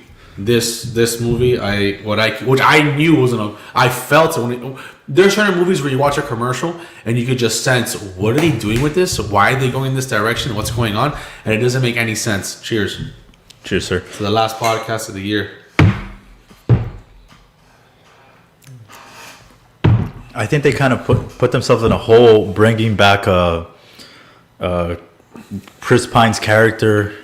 Like, it just leaves a lot of confusing. Yeah, it entices some viewers to be like, hey, how is he back? Didn't he die? But then you go back to the plot hole of like, wait, he could have just, flown the plane like with the autopilot and not killed himself. I mean, it's just not only that. Now you're just. I understand Wonder Woman is big with women empowerment and things like that, which is great. But I don't understand your message you're sending by showing, hey, we still need this male character in this movie to make it go. I just think you're being counterintuitive. I don't think you needed him. You could have made a great film without him, and now you're saying, I need him back. I'm in love with him, or whatever the case may be. I haven't seen the movie yet, but from the commercial, it looks like she wished for him back, or some nonsense like that. It did. And like Tim said, the plot holes in the first one That's what I said. That plot. Listen, Tim, I'm with you. Plot holes in part one. That's what bothered me. I don't mind plot holes because at the end of the day, you kind of need plot holes to keep the movie going at times. But the ones in Wonder Woman were just too goddamn obvious that it just bothered me. And certain plot holes, it just gets me like, wait, that's not whatever. I guess just because let's do this. So I am not looking forward to watching Wonder Woman 84, but we have to watch it because I don't like dissing a movie without watching it. I want to. Maybe I enjoy it. Maybe I do like it. Sometimes some movies are stupid fun. And I like stupid fun movies. You know what is my biggest thing though from just watching I guess when the cast was announced and then I saw the commercials, I don't know how much I buy what's her face as a villain. Kristen Wiig. I don't know if I buy her so much. She always is playing the comedic role, and she just doesn't do it for me as being like, I can't take her serious. Like, yeah, okay, she's a villain. Maybe she's just been typecasted too much. Maybe that might change. Maybe she's one of the highlights of the movie. I don't know. We will find out, and we will definitely bring that to you next year when we watch it. So next up, I'll let you choose from the lovely topics.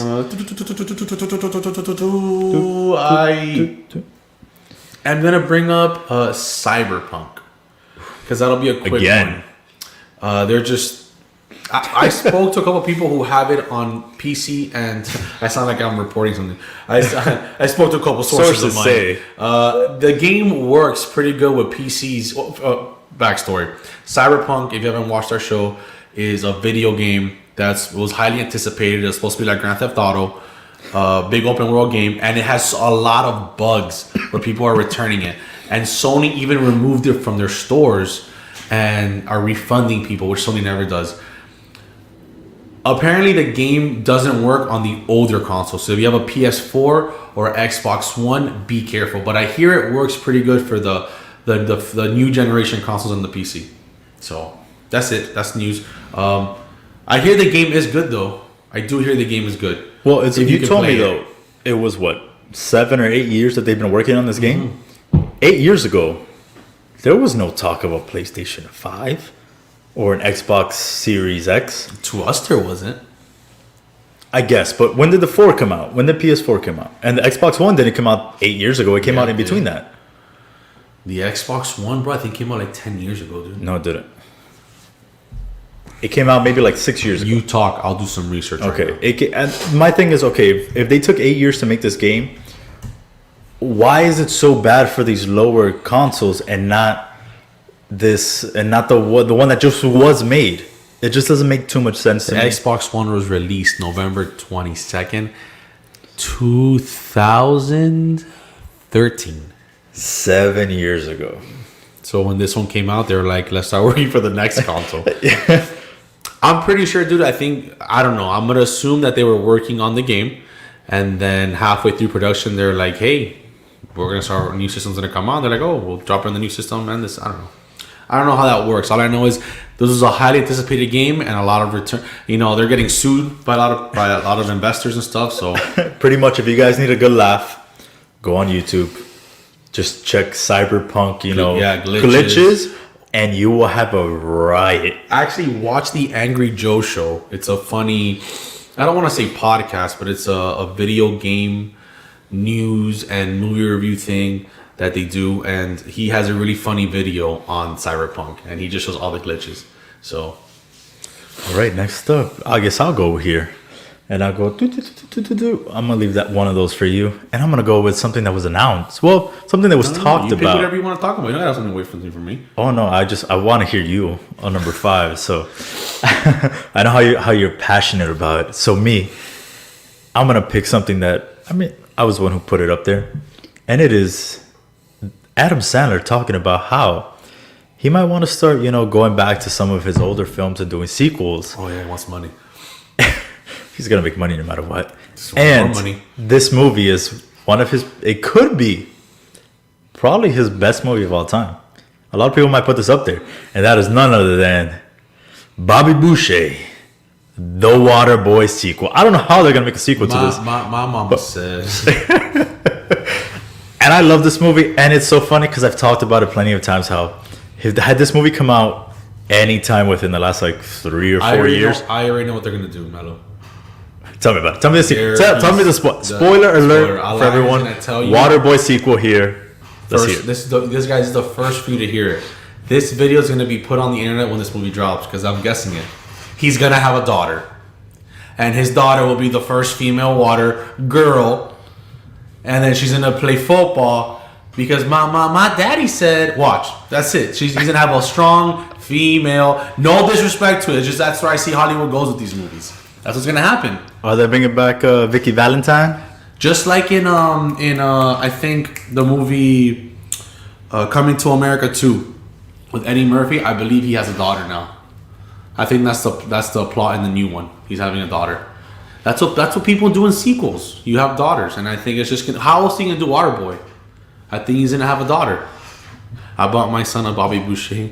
That is amazing and a great Christmas gift to him. He bought his son a Bobby Boucher Bourbon Bowl Mud Dogs jersey. How come you haven't gotten me one of those, Mello? Because Mello got me a Jason Williams Kings t-shirt jersey. Dope as hell. Dope as hell. Funny is because that story... He's lucky I didn't get him that... That story, he goes, I bet you they don't make these for Jason Williams. And I go, oh, Well, back here where people are hiding it because it's sold out. Boom. I bet you that was the last one too. Probably the last one, people. But yes, so this Waterboy sequel, I mean, I don't know. Apparently he has a lot of creative freedom with Netflix, so it's why they're talking about him making more of like maybe a Happy Gilmore 2, a Billy Madison 2, a Waterboy 2. I heard he wanted to, I don't know if it was a rumor or an idea, but it was to make a Adam Sandler universe and put all of these characters together somehow. All of them. Little Nicky, Waterboy, Billy Madison, and then somehow they're intertwined with each other. You see, you're already laughing. How insane would that be? Screw the Marvel universe. Let's start putting these heroes together. The ASU, the Adam Sandler universe. These are the heroes you didn't know you needed. Oh my god, I would love that. Mm-hmm. Yeah. You telling me that just got me. I really hope they do that. First, guys. You remember the 4 quarter OT show told you what was gonna happen. Adam Sandler, that'd be amazing. I could just. It's true. And if you go online, you can see that certain really big Adam Sandler fans have done like a graph or chart of how the movies could possibly be connected to each other. So it's not too far-fetched. He has some of the same characters show up on different movies. And I mean, he has a lot of the same freaking cast in every movie, so it won't be that hard. Oh my god, this is amazing. Mm-hmm. I love this. Thank you. All right, let's go off one of my favorite topics for today. Second favorite topic, because the one after this is probably the good one. I'm not sure if you guys have seen the Selena series on Netflix. Bidi bidi bam bam. Melo and I are Hispanic. I am Cuban Honduran. Melo is Colombian, so we love our Hispanic culture and music. And Selena, a Mexican woman who sings Tejano music, she broke in the 90s to the U.S. and just became a sensation. I don't know if you guys ever watched the Selena movie with J-Lo, Jennifer Lopez. That was very popular back then. It was a good movie. Well, they came out with a series now, and I was very much looking forward to it. Until I got to episode number 5 or 4 or whatever it was, and I just was, what the am I watching? What is going on? I was so disappointed. The acting was awful. I thought I was watching a CW show. No disrespect to CW. Wow. It was Stephen Amell is like right now. What? Who? Stephen Amell? The Arrow? Listen, that's no disrespect. Look, some places have good shows, but I'm saying I didn't enjoy it. The acting was bad. It didn't do Selena it did her a disservice. And why are they focusing on her drummer sister? She had nothing to do with the success of Selena. AB, her brother, was the producer. Her dad was the patriarch, the one who pushed them forward, and Selena was the voice.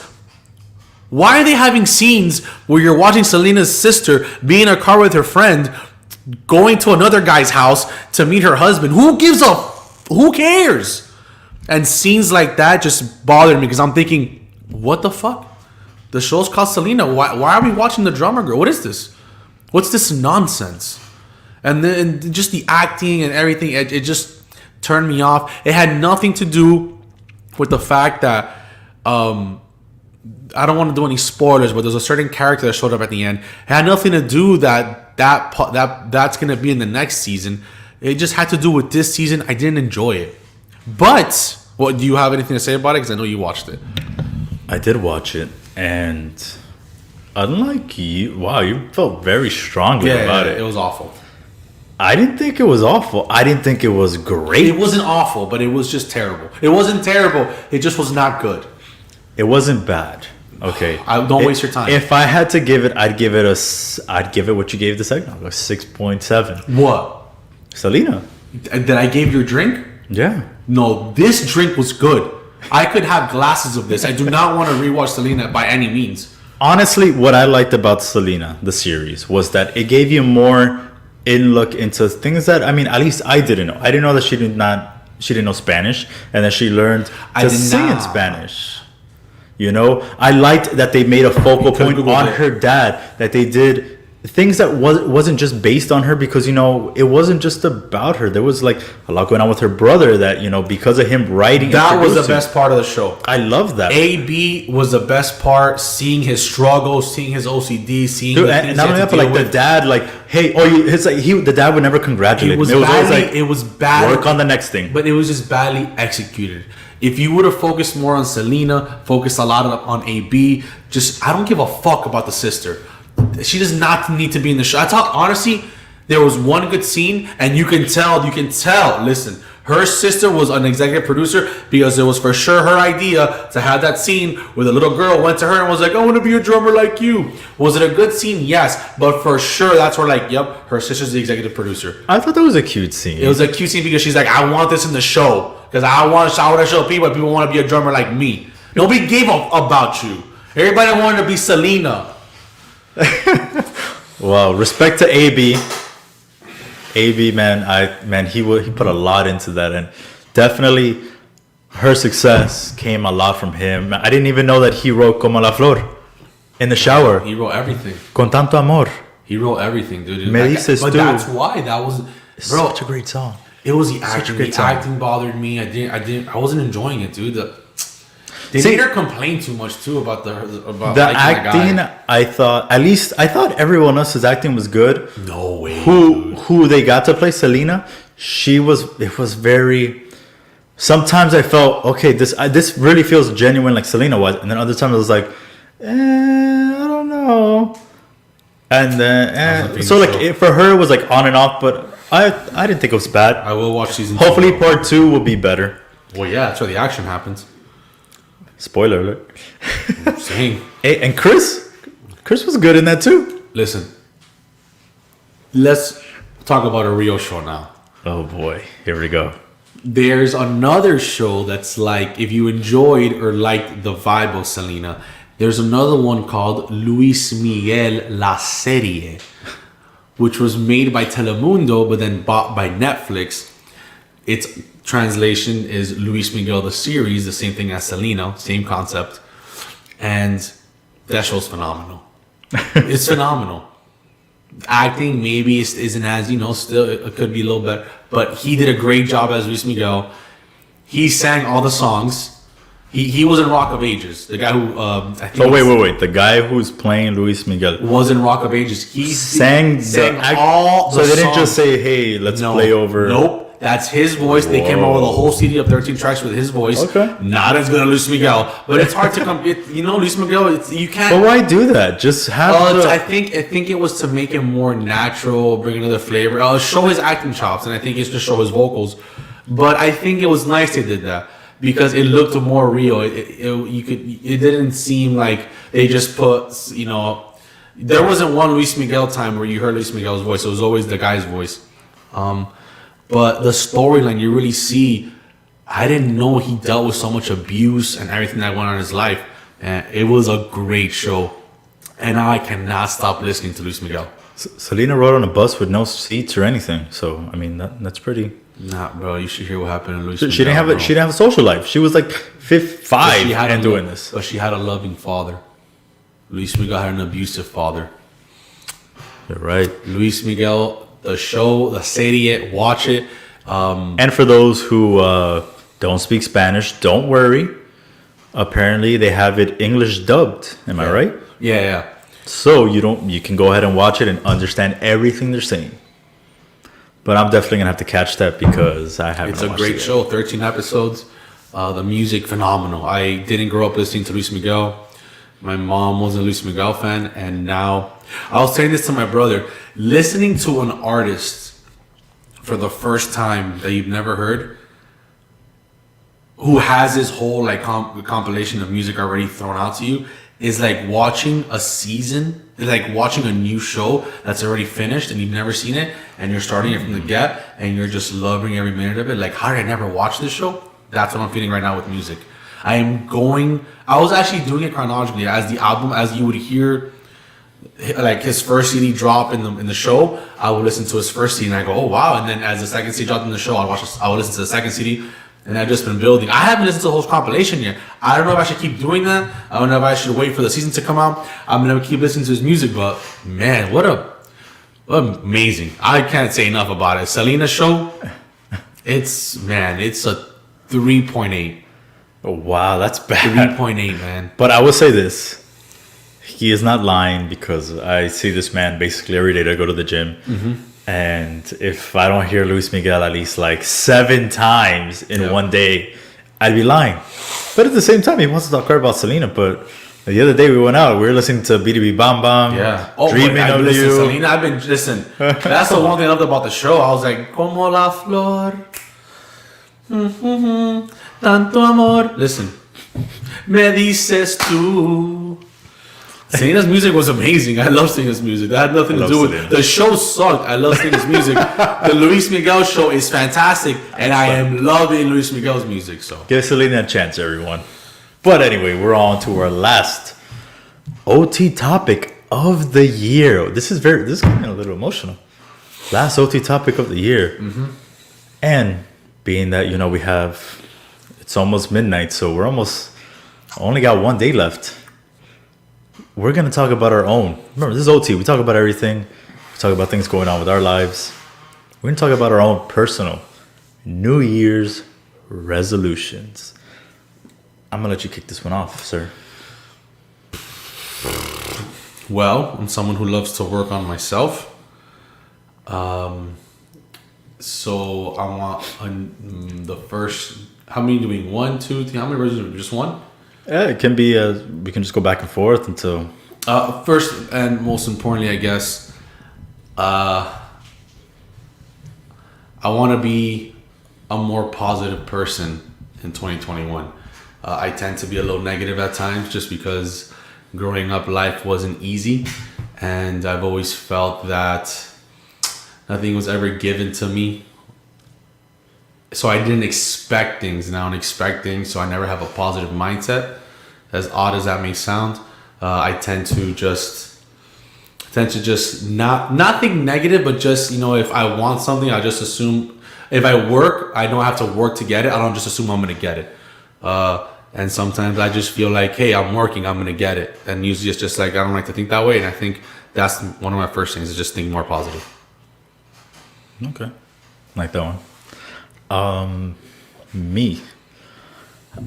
I will be dead honest with you guys. I'm a very positive person. I like to kind of jump around from different things, like different projects, let's say, because I don't want you to think I jump around from things to things like that. Different projects where, let's say, I'll give you an example. There was a couple of years ago where I decided I wanted to work at a haunted house that was down here. And I was so into it. I went, I killed the interview, I got the job, did it for a day, and I said, yeah, this isn't for me. Just after 1 day. I kind of want to be more accountable for myself and kind of push more, to doing certain things. Podcast-wise, life-wise, just everything. Just I want to keep pushing and not just giving up when shit gets hard. I want to keep up the grind. And I felt like towards the end of this year, I started doing that. And I got to thank my co-host for that. Because with the gym, it was something that for the last couple of years, I would go a month, 2 months, 3 months, and then all of a sudden my partner would just disappear and I wouldn't go. I would find a reason not to go. And I saw at the beginning of this year, when it was his birthday, that he left for a whole entire week. And I kind of was like, okay, what am I going to do here? Am I just going to stop?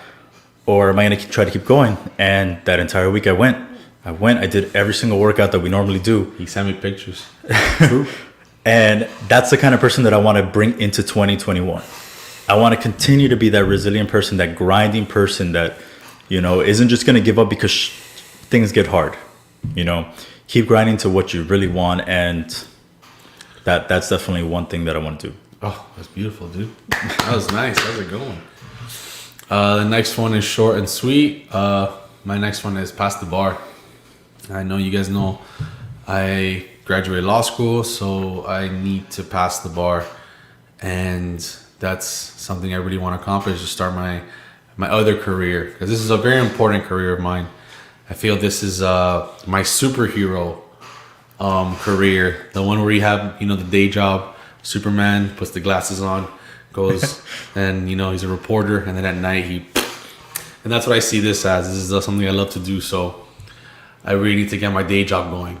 So that's what I definitely want to do, is pass the bar and start working and do what I love, you know, because I love law, I love working, and I love podcasting, and I don't see why I can't do both. And I love working out. So yeah, which that'll go into my next one, but you can go now. All right, well, I'm going to go basically based off the same thing. My next one is going to be that, so a lot of you might not know this, I graduated from Florida International University with a broadcasting media degree. And since I graduated, I kind of,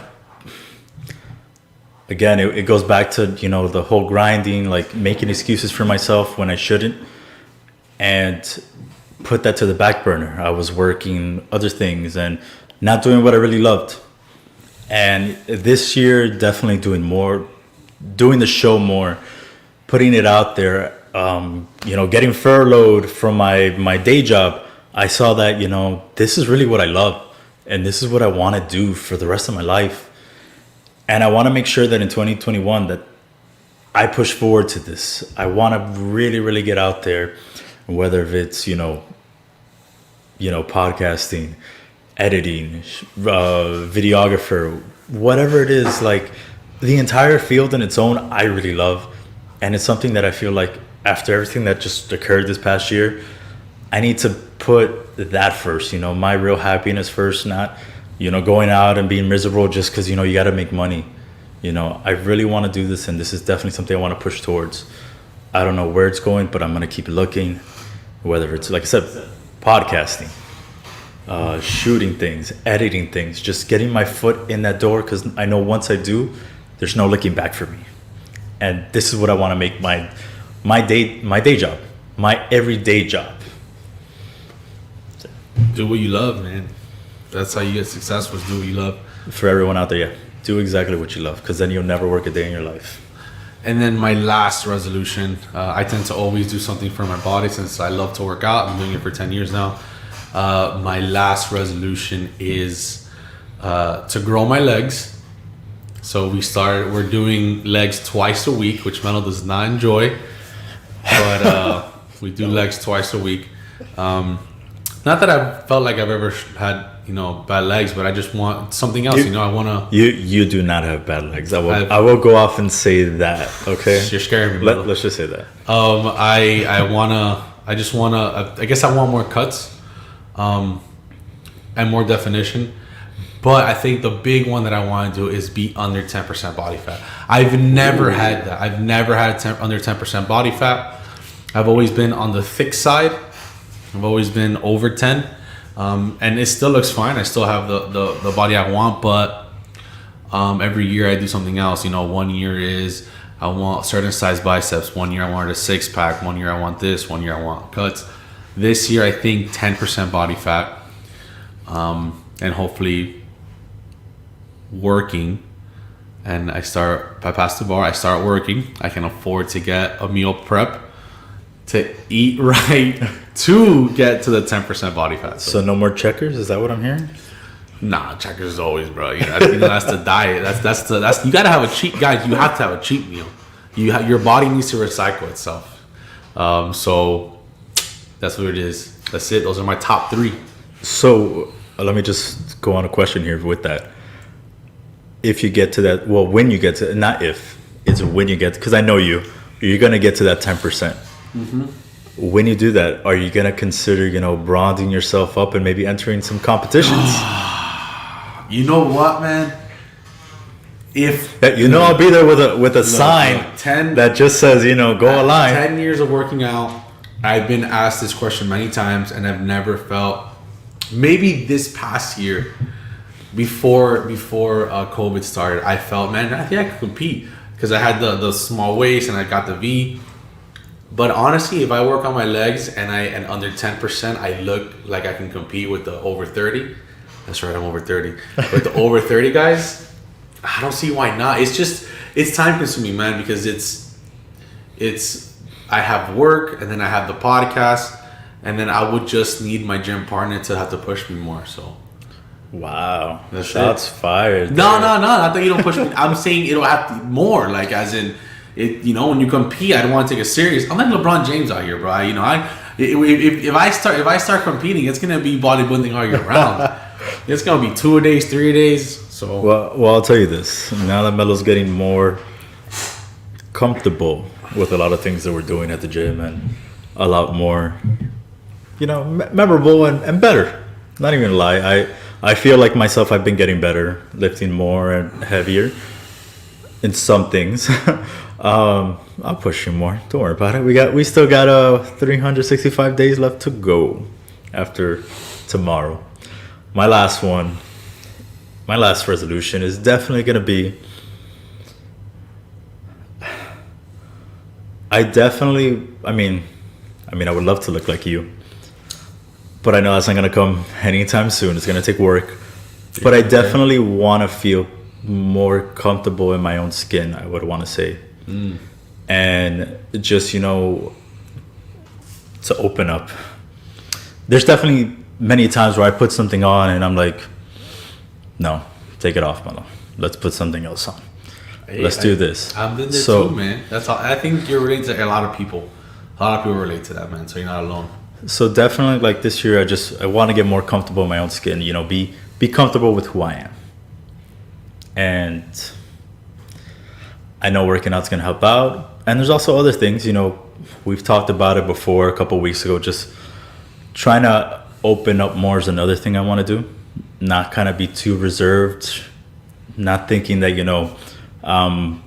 bothering people with my problems. Yes, I still don't want to do that, but I know that I have to. If they're your real friends, it's not bothering. I need to stop putting up the brick wall that I've had for so many years because of things that have happened to me in the past. So I definitely want to start taking off some bricks little by little and showing the world the Melo behind the scenes. Oh boy. Oh man, I want to see that Melo too. I've been waiting. I'm always telling Melo, why don't you talk to me, bro? And I'm with him a lot. Actually, Melo, I think there's one more thing we should do. I feel that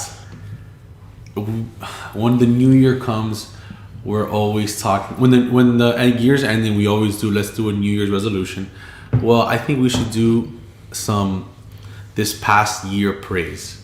This is new. You're right. People don't usually do this. So I want to say I praise you, and I'm proud of you for the work you've been putting at the gym. You work very hard. I know you may not feel that way, but I worked out with people who give up. You give me some ugly looks at times, but you do them and you don't complain. I've gotten mad at you at the gym and you don't complain, and I'm proud of you for how hard you work at the gym, and that's honestly true. And I'm also praising you for the hard work you do at work and at home. A lot of people don't know what happens in our households, and everyone has their own things, but I know it's not easy what you go through, even though you don't tell me. But I know it's not easy, and I'm proud of you for 2020. And I know it's a tough year, but I praise you on that for this past year. So, well, I really appreciate that, but I mean, again, we're going just shooting from the hip at this point. Was that a Plaxico Burrows or was that? No, it's a wrestling term, shooting from the hip, but it's like basically throwing it back at you, man. Like, honestly, you've given me so much motivation just because I know how hard you grind. And I know that I see you grind and I'm like, okay, I need to grind just as hard or try to, so you give me that motivation to, you know what, as much as I don't want to do it, I'm going to do it because I want to get to your level. Not just, working out and things like that, just, your work ethic. A lot of people don't know, but you were born and raised here in Miami, and then you went to a different side of the country. You went to a different city where you didn't know anybody. And I know you opened up to me the other night about it. you know, how hard that was for you. And you still pull through. You still proved so many doubters wrong because you're grinding. And that to me, I respect so much because, shoot, man, I just want half of your grind. I want half of that resilience that you have. And that's something that pushes me a lot, where I'm just like, you know what? If he's telling me it, I'm going to go do it. You know, sometimes, yeah, I let everything get to me. But I know, you know, once I talk to you, it's like, okay, you know what? I'm going to keep pushing. That's why, like, definitely at the gym, I'm like, okay, I'm going to keep going because I know that he's pushing more. And then I look, I'm like, okay, this is what he did. I'm going to try to eventually get there. You know? And you will. And you will. It just takes time, man. You can't give up. And people are gonna hate. People are gonna say you can't do it. People are gonna say you're not gonna get there. People are gonna say you can't lift this heavy. People are gonna say you're not gonna look good. People are gonna say you're not gonna get this job. You're gonna hear it all, and who cares what people say? And that's the truth. I mean, all I ever heard was that. That's something you've taught me a lot this year. Like, hey, as long as you keep grinding, you're gonna get there eventually. Every day, and we stop going to Checkers. We're gonna get that stomach. I love you. I love you too, man. It was a great year. We did more podcasts this year than the year before. We started our Instagram, our Twitter, our channel. So this is only the start of it, and we want to thank everyone out there for watching. You know, thank you for following us. Thank you for, you know, not just supporting us, but also supporting Pop Culture Pros. They got great shows out there, plenty. Put it in the books. The Just Too Sweet show. And I feel like also, yeah, we bonded with a lot of other people, and plus ourselves with different things that we didn't bond with before, like Wrestling Talk, which before I leave, I do want to say, you know, RIP to Brody Lee. That was very sad happening, what happened this past weekend, the 25th. Like, that was really tough, and it definitely hit the whole wrestling world. But I'm sure that the guys on the Just Too Sweet show talked about that this week, so you can go catch them. Their last show was on Tuesday. We got plenty of football. We got us that we talk about everything. We have Kyle and Jada that talk about movies. You know, so it's 2020 was just a start. It was, honestly, I know everyone sees it as such a shitty year, but I see it as a year of growth, where we saw what we needed to do to, you know, progress. And I know I definitely saw that way. I'm sure you did as well, where it was just, you know, a year of growth. It was hard, but we got through it. We made it out of we're about to make it out of 2020. I feel everyone could have gotten something for 2020, even if you didn't. Even if you feel you weren't productive, or you feel that you weren't who you wanted to be. At least now you know, man, I was somebody I didn't want to be, and you don't want to get back to that point. So exactly, you don't have to see 2020 as so negative. You can see it as just, you know what, this is where I got to be better. Exactly. Maybe you felt depressed. Maybe you gained a lot of weight. Maybe you lost somebody. You know, and this is now it's a new year time to fix things. And if the pandemic continues, don't stay in the rut.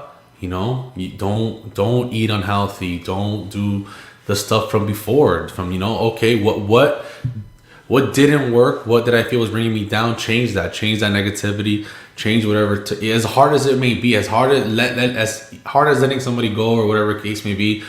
But I think 2021. That's not funny, right? All those memes. 2021. It won. But yeah, I'm grateful. I'm grateful for everyone I have in my life, and even if those people you fight with or whatever, it's still something you just learn from, and you know you can work on it from that, and just talk to the people you love. So absolutely. And I mean, to me, everything happens for a reason. You might not know what it is today, but eventually you will, and you're gonna grow from it. With that, thank you guys so much for tuning in the entire year with us. Tune in to 2021. It's gonna be an even bigger year for the 4 quarters show. Think about it. We're going to start off. We're going to end the new year with Jordan, and we're going to start it off with Kobe, the Mamba. That means it's going to be a scary year, man. Ooh. It's going to be a no nonsense, just going attacking. That's what Kobe did. Just attack, ruthless with that passion. I like that. We're going to start off the season with 24. So love it. With that, guys, thank you so much. Thank you, as always, to my wonderful co-host and the current halftime champion of the world. I will give it to him to end 2020. remember to like, share, comment, and subscribe. And with that being said, I hope we were able to bring some change to your year and that you love today's podcast. And we'll see you next year. Exactly. And as always, that we were able to bring you some more common sense, not only today, but this year as well.